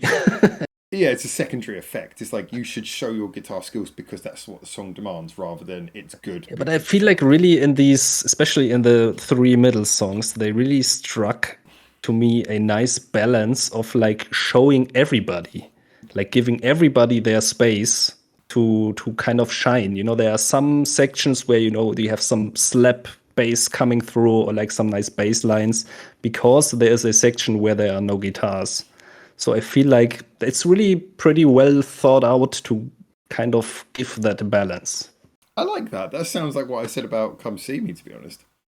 Yeah. I have to listen to it. I mean, I love the title track.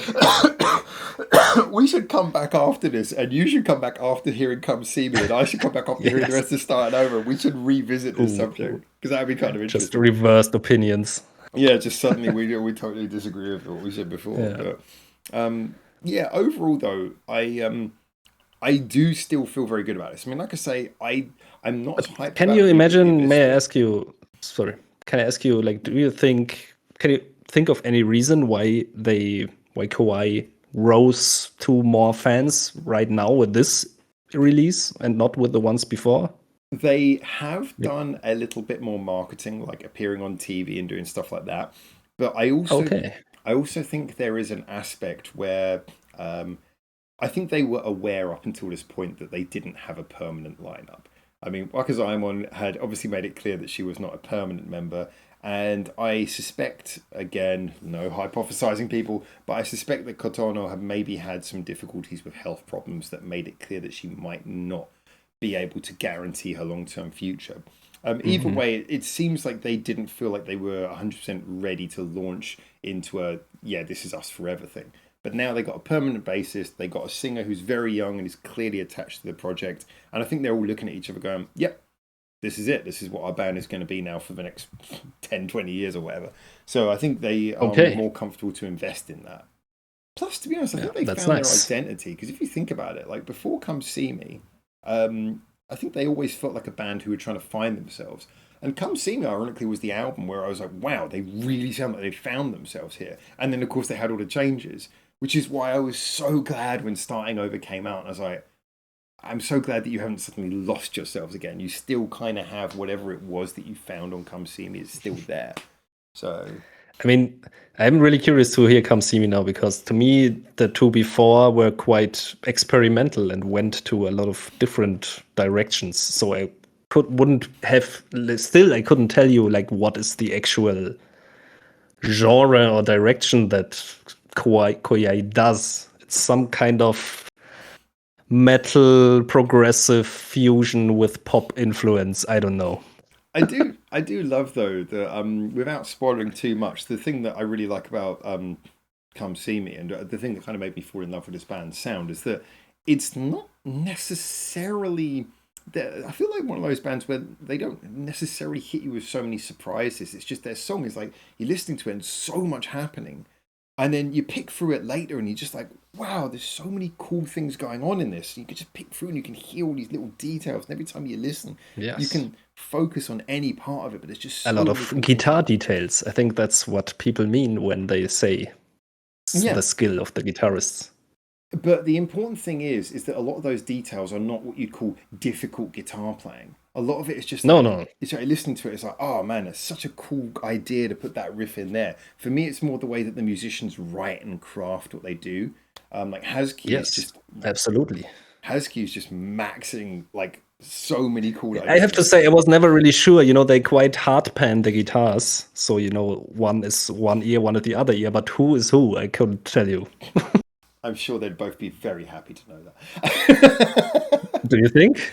No, no, no. I would think they would say it's the opposite. Yeah, that was sarcasm. Yeah, Don't worry. I see.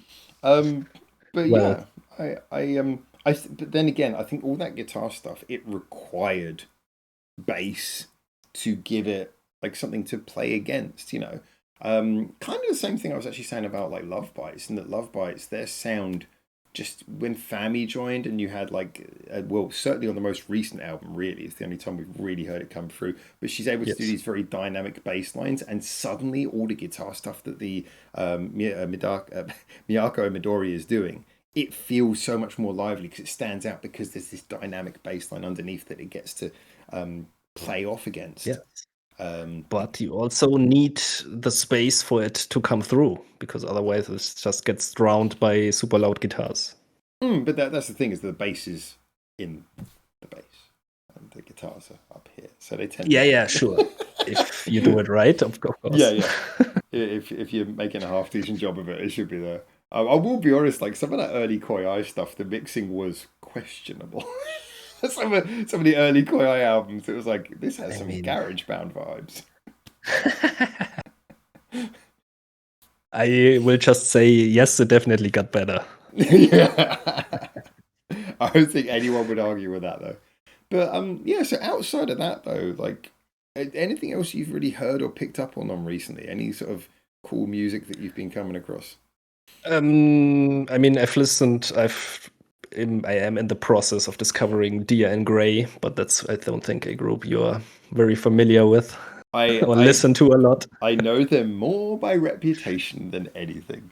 Yeah, Dia and Grey is like one of those bands who but two things. One thing I still haven't gotten the time to is the Saki solo.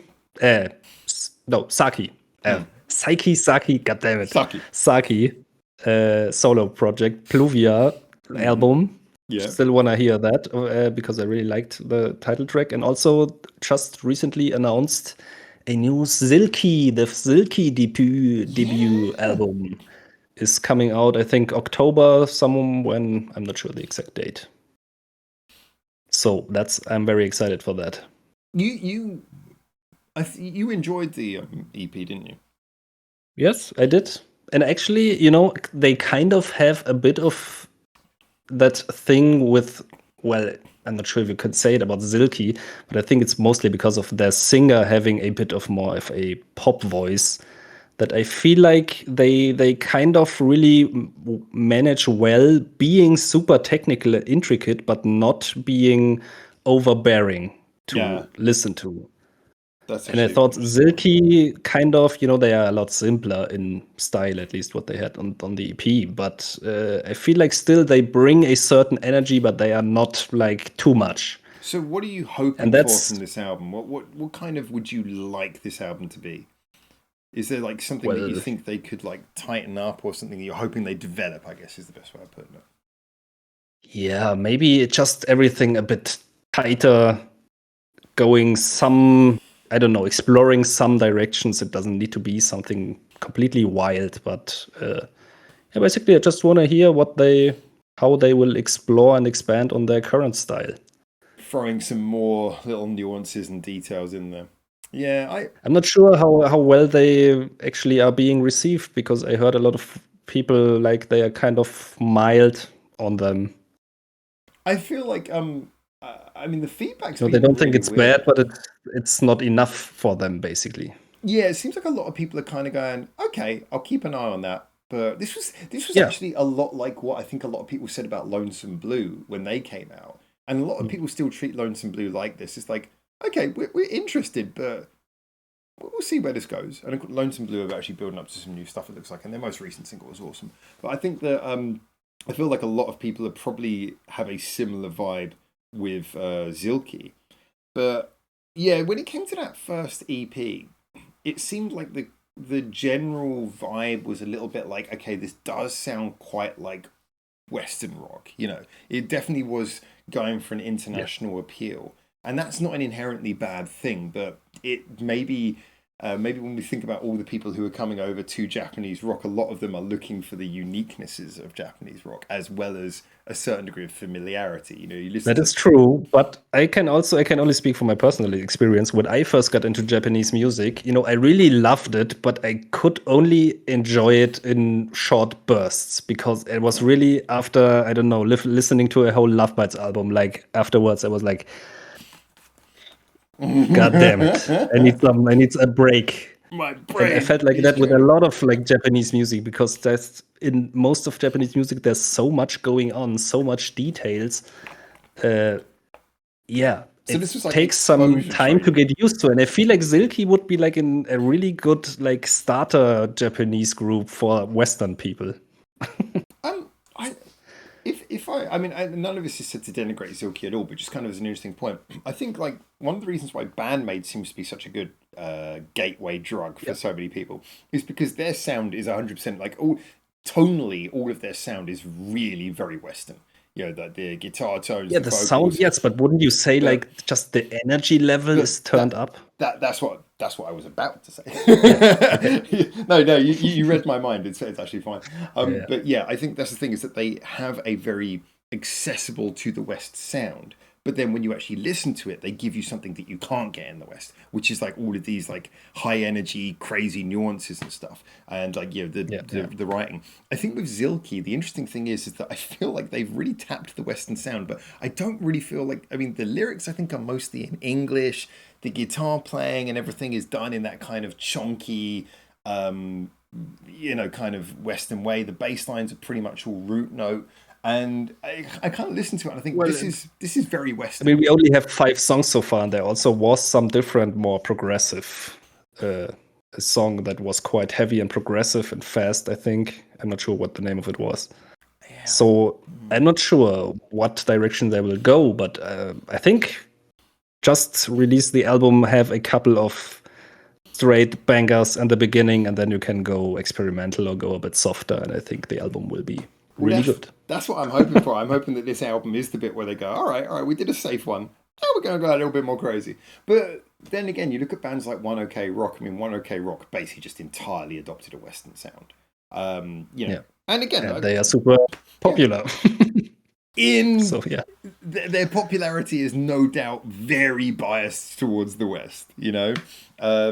Yes. They're I mean, is there something wrong with a Japanese group aiming for that? No, and I want to go back and say that again because it is worth saying. I'm not saying this is a bad thing. I'm just saying that these are bands who I feel like have migrated to the West rather than being bands who are a gateway.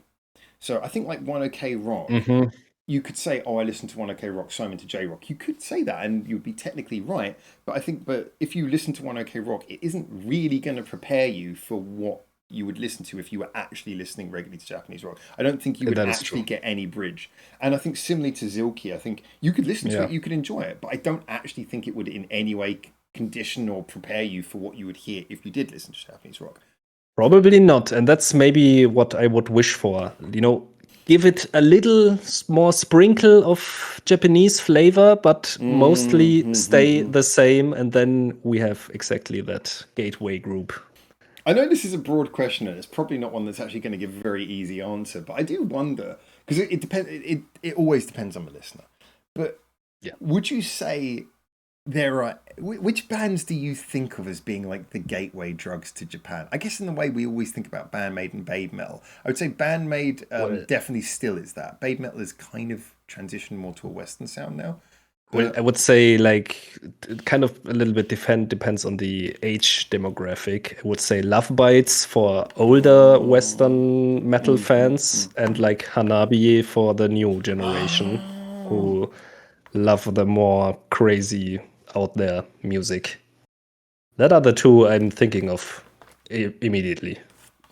So Love Bites makes immediate sense because as you say, I mean, that is... I mean, I guess I don't really know enough about that subgenre of metal to really kind of understand what it currently sounds like in the West. But yeah, it sounds like a very Western thing, but they do carry a lot of the Japanese. It's kind of an old thing that they are trying to capture that doesn't really exist like that anymore, I would say. Is it? So it's not really that. That's not a subgenre of metal that you would really say is still kind of alive in the West. Would that be a fair thing to say? Or I mean, there still are a lot of groups that do that kind of music, but a lot of those groups, I think, I would say, are like they exist for a long time, that they started when it was popular, if you know what I mean. So I don't think there are a lot of like new groups that say, okay, let's do some stuff like Iron Maiden or Metallica. they're kind of like legacy groups. Okay. Yes, So yes, yes. the interesting one is Hanabie. Actually, I think you raised an interesting point there because when I think about Hanabie, I think Hanabie are quintessentially Japanese. Like their whole approach is so Japanese. But the funny thing is, It is. you're right. They have played very well to a Western audience. And, they gig a lot overseas and they do very well overseas. And, the funny thing is, I think it maybe does let you know that although we think about the older generation, like the older generation obviously are in this position where they're thinking, when we grew up, there was rock music is kind of dead. Thank God Japan's going to save us and actually give us some new good music. But the funny thing is actually, when you think about things like Hanabie, what they're really doing is they're taking a young generation, which is still kind of discovering what music is, and they're opening their eyes early. So they're actually just because they're already kind of finding what they want to listen to, like in your teens, your early 20s, Well, you're still discovering that. Hanabie is there to grab them from a young age and open their minds early. yeah, in a way, yes. I would say though, the reason I think Hanabie is so popular with like the younger Western audience is I think a lot of those fans are like fans of more extreme, pretty heavy Western metal stuff, like extreme metal, death metal, stuff like that. And I think then they discover Hanabie and they like, oh yeah, this has like the same intensity, but then it also has all the fun and cute and weird elements. And they are like, whoa, this is like something new. And I think like it's kind of like what we said with Silky could become, that it has a lot of elements that they are used to and that they like. I think it's similar also to baby metal. Also, baby metal, I came into it basically just liking the metal stuff in the beginning. And then slowly I got used to the other elements that they also have. I think, I mean, you say about what they're used to. I think in a way though, I still, because you talk about like sort of people who are already into metal. Funny thing is, the people who I know who are into like sort of death metal and extreme metal, I think most of them are in their 30s and 40s actually. So I don't know if that is predominantly a younger generation. It might seem that way. I don't know. But they are younger than the guys who listen to Metallica and Iron Maiden. Yeah. So yeah, but I mean, no offense, but I think a lot of people are. The thing is, though, is that although a lot of young people listen to those things as well, but I mean, so I think you could really take any demographic, any age group, and say there are going to be people in any age group who are going to be thinking, I've been listening to music and I just am not getting enough from the Western scene. Oh wow, this stuff is exciting. But I do think there is something very interesting about thinking about the people who actually haven't got used to any music at all. They don't. It's not like this is a bridge. It's just like they're just looking for good music. And because like now in the my head, internet those puts stuff people there, won't become Hanabie fans because it's just too really, extreme. but I I mean, think those people would much rather like become. I imagine them also to be much younger because they haven't listened to that much music. So I would imagine those people would much rather become like baby metal fans because maybe their parents listen to metal music and they see like the idols on stage. So there's kind of some overlap. So that's your way in. I would actually. The reason I disagree with that is because, I mean, you say that people would get into Hanabie because they've heard extreme metal in the West first. Yeah. But I mean, you have to get on board with extreme metal anyway, which is so. I mean, if you could either get on board with the extreme Western metal or get on. So which one's easier to get on board with, extreme Western metal or Hanabie? I think I guess you're right. Hanabie can I'm transition thinking you about already. it. Because I started in the very beginning just trying to remember what kind of stuff I listened to, but I think I had like some German pretty soft rock groups and then kind of things like the David Hives and then Hasselhoff. immediately System of a Down. No, but like System of a Down is Yeah. like a group I can kind of, in terms of just pure chaos, I would kind of compare to Hanabie. Yeah, I think System of a Down was actually the first time a lot of people in the mainstream heard stuff like sort of like those Yeah. rapid, I would crazy. definitely wouldn't say System of a Down is less extreme than Hanabie. So I think Yeah. probably you are right. I remember when stuff like BYOB came out, and we were just like, when it came out, just me and my friends, we were listening to it in like the music shop where we had like a little studio in there, and I was very young at the time, but we were like running a studio underneath this music shop, and BYOB came out, and we listened to it, and we were like, oh, oh, wow, we thought Chop Suey was mad. It's like, oh, they're just going all Yeah. out on this one. And, you know, it's kind of interesting because, like, yeah, so I think as a general, Western metal doesn't seem. I mean, that sort of stuff. I mean, let's face it, Chop Suey was all over the charts. That would never be on the charts now, but not in the West. But yeah, so I think there's a lot of kids who, you know, in like our generation. I know I'm old, but you know, in roughly our generation, who when we were kind of young, hearing stuff like System of a Down, we got on board with that. We was like, wow, that's cool. Yeah. So Yeah. I can imagine kids that age now, teenagers that age now, you could give them Hanabie, and because they have no preset expectations, they might be shocked at first, but they're probably going to go, wow, this is like, there's so much here. And there's going to be a lot of them who are just going to fall into it because they don't have any preset expectations. Yeah. So I had Could really be not thought very about well that true. much. Yeah. Yeah. Yeah. Yeah. So, yeah, for once, I actually have hope for the young Western generation. I don't. So stop robbing convenience stores and go out and listen to some Hanabie. You don't live over here in the West. You have no idea. Get off of TikTok. Yeah. That's always a good idea. This is a general rule. Like, get off of Instagram. Yeah. Get off of TikTok. Go see Get a off Hanabie social show. media in general. Yeah, exactly. You know, I think that's why a lot of people go to these like Western gigs and they just hold up their phone. It's just they're not used to being entertained by something coming through their actual retina. It's like, well, I'm being Yes. entertained. Where's my screen? Oh, now I feel it. Oh, now I feel that dopamine. Oh, yeah. Have you seen these videos where they have like little iPad kids and like then they remove the iPad and give them a book and then like they try to swipe the book and like they're wondering why it doesn't move? Yeah. Yeah. I mean, It's gonna go downhill, man. I guess in the way, it's not like the worst thing that kids like use screens instead of books. It's sad, but it's not the worst thing in the world. But it's more just the fact that they expect to have access to stuff that they shouldn't. I think like if you're going to give a kid a screen, it should be offline, like an e-reader with a book or something. Yes. Yes. Then I'd say it's okay. Or just a couple of like little education videos. Fuck, I grew up, we had Encarta. If anyone knows what you know what I'm talking about, like those little free 40p videos that would just play for 15 seconds. This is what a horse looks like. Oh my god. I think you also need, your brain needs time where you don't look at a screen, like there's just where you don't have anything to do. Like I think I actually saw a study about it. It's really important for your brain to actually have some time where you don't focus on something so your brain can actually work through some stuff. Like, yeah, like So ears to the do east. not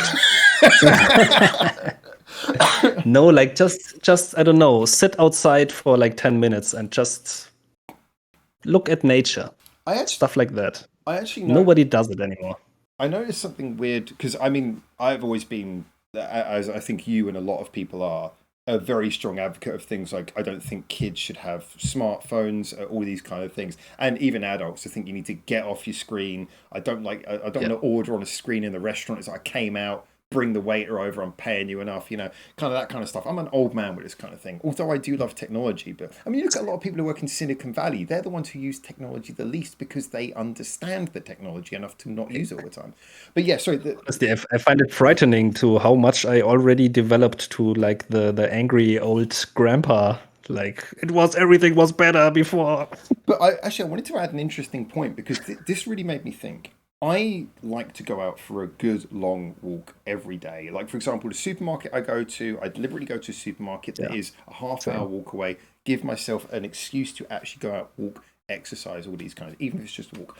And I suddenly realized that every time I go out, I put on a podcast, I put on like music or something, because I love music. You know, music's kind of like the primary thing in my life. And I just suddenly realized, oh my God, I go outside. How often am I actually just listening to the outside? And I just decided, I'm not going to listen to music when I walk. Like maybe on the way back, but just because I love music doesn't mean I have to listen to it all the time.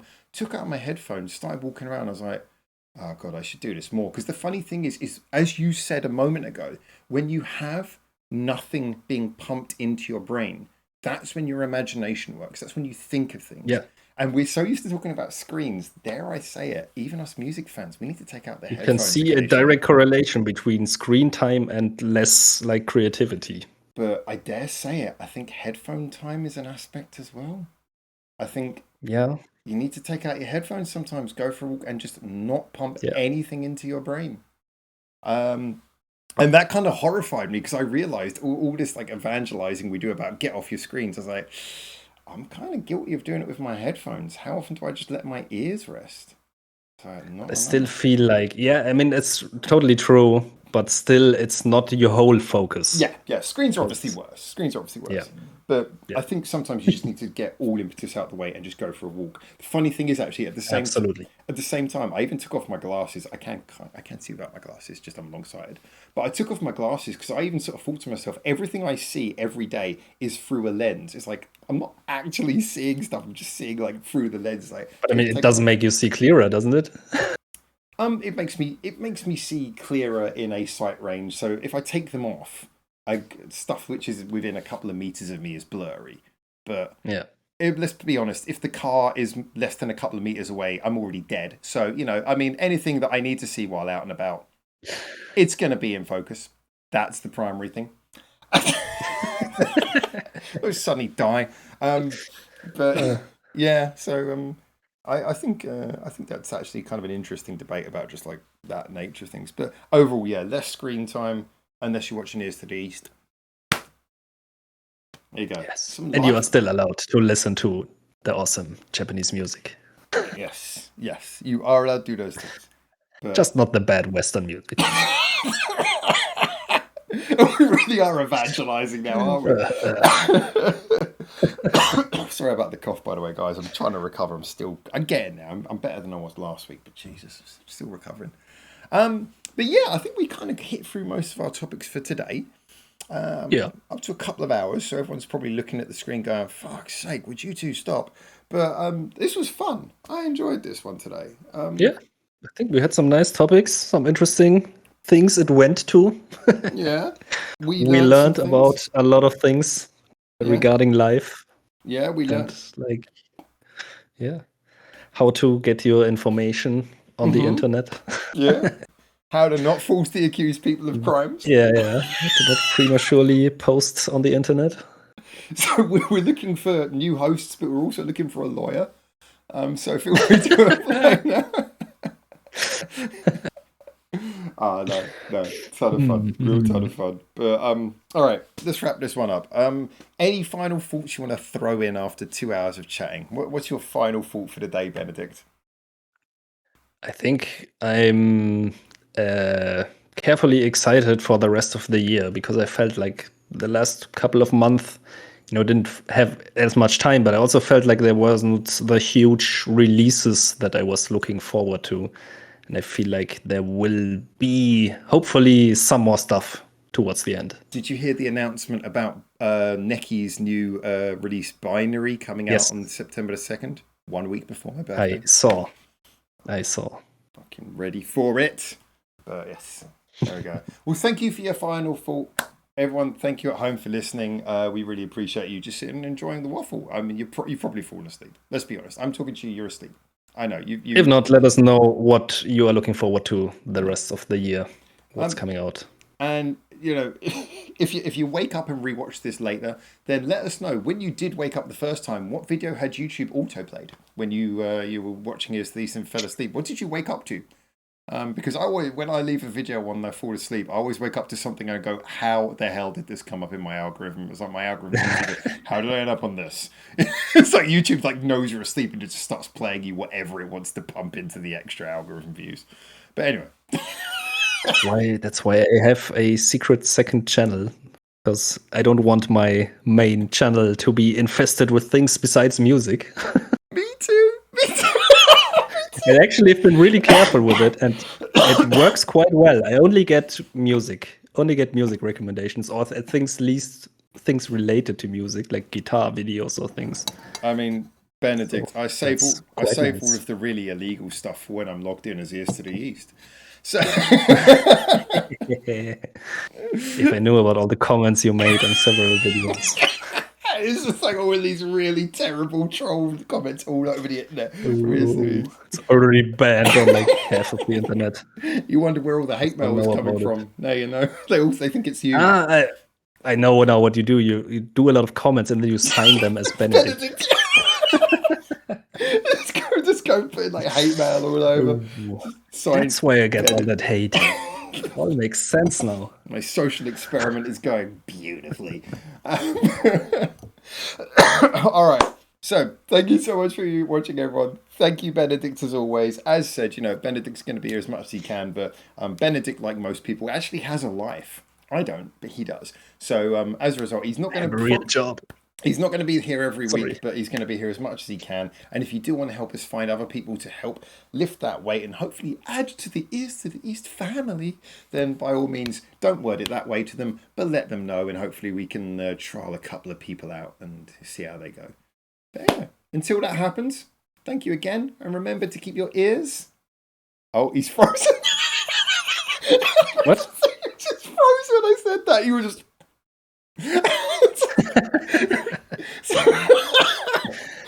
Sorry, that's how I look. It's just frozen. It's like over 2 hours, like his battery runs out. So remember to keep your ears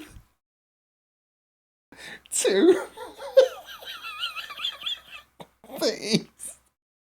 Oh God, I'm just dying now. God's sake.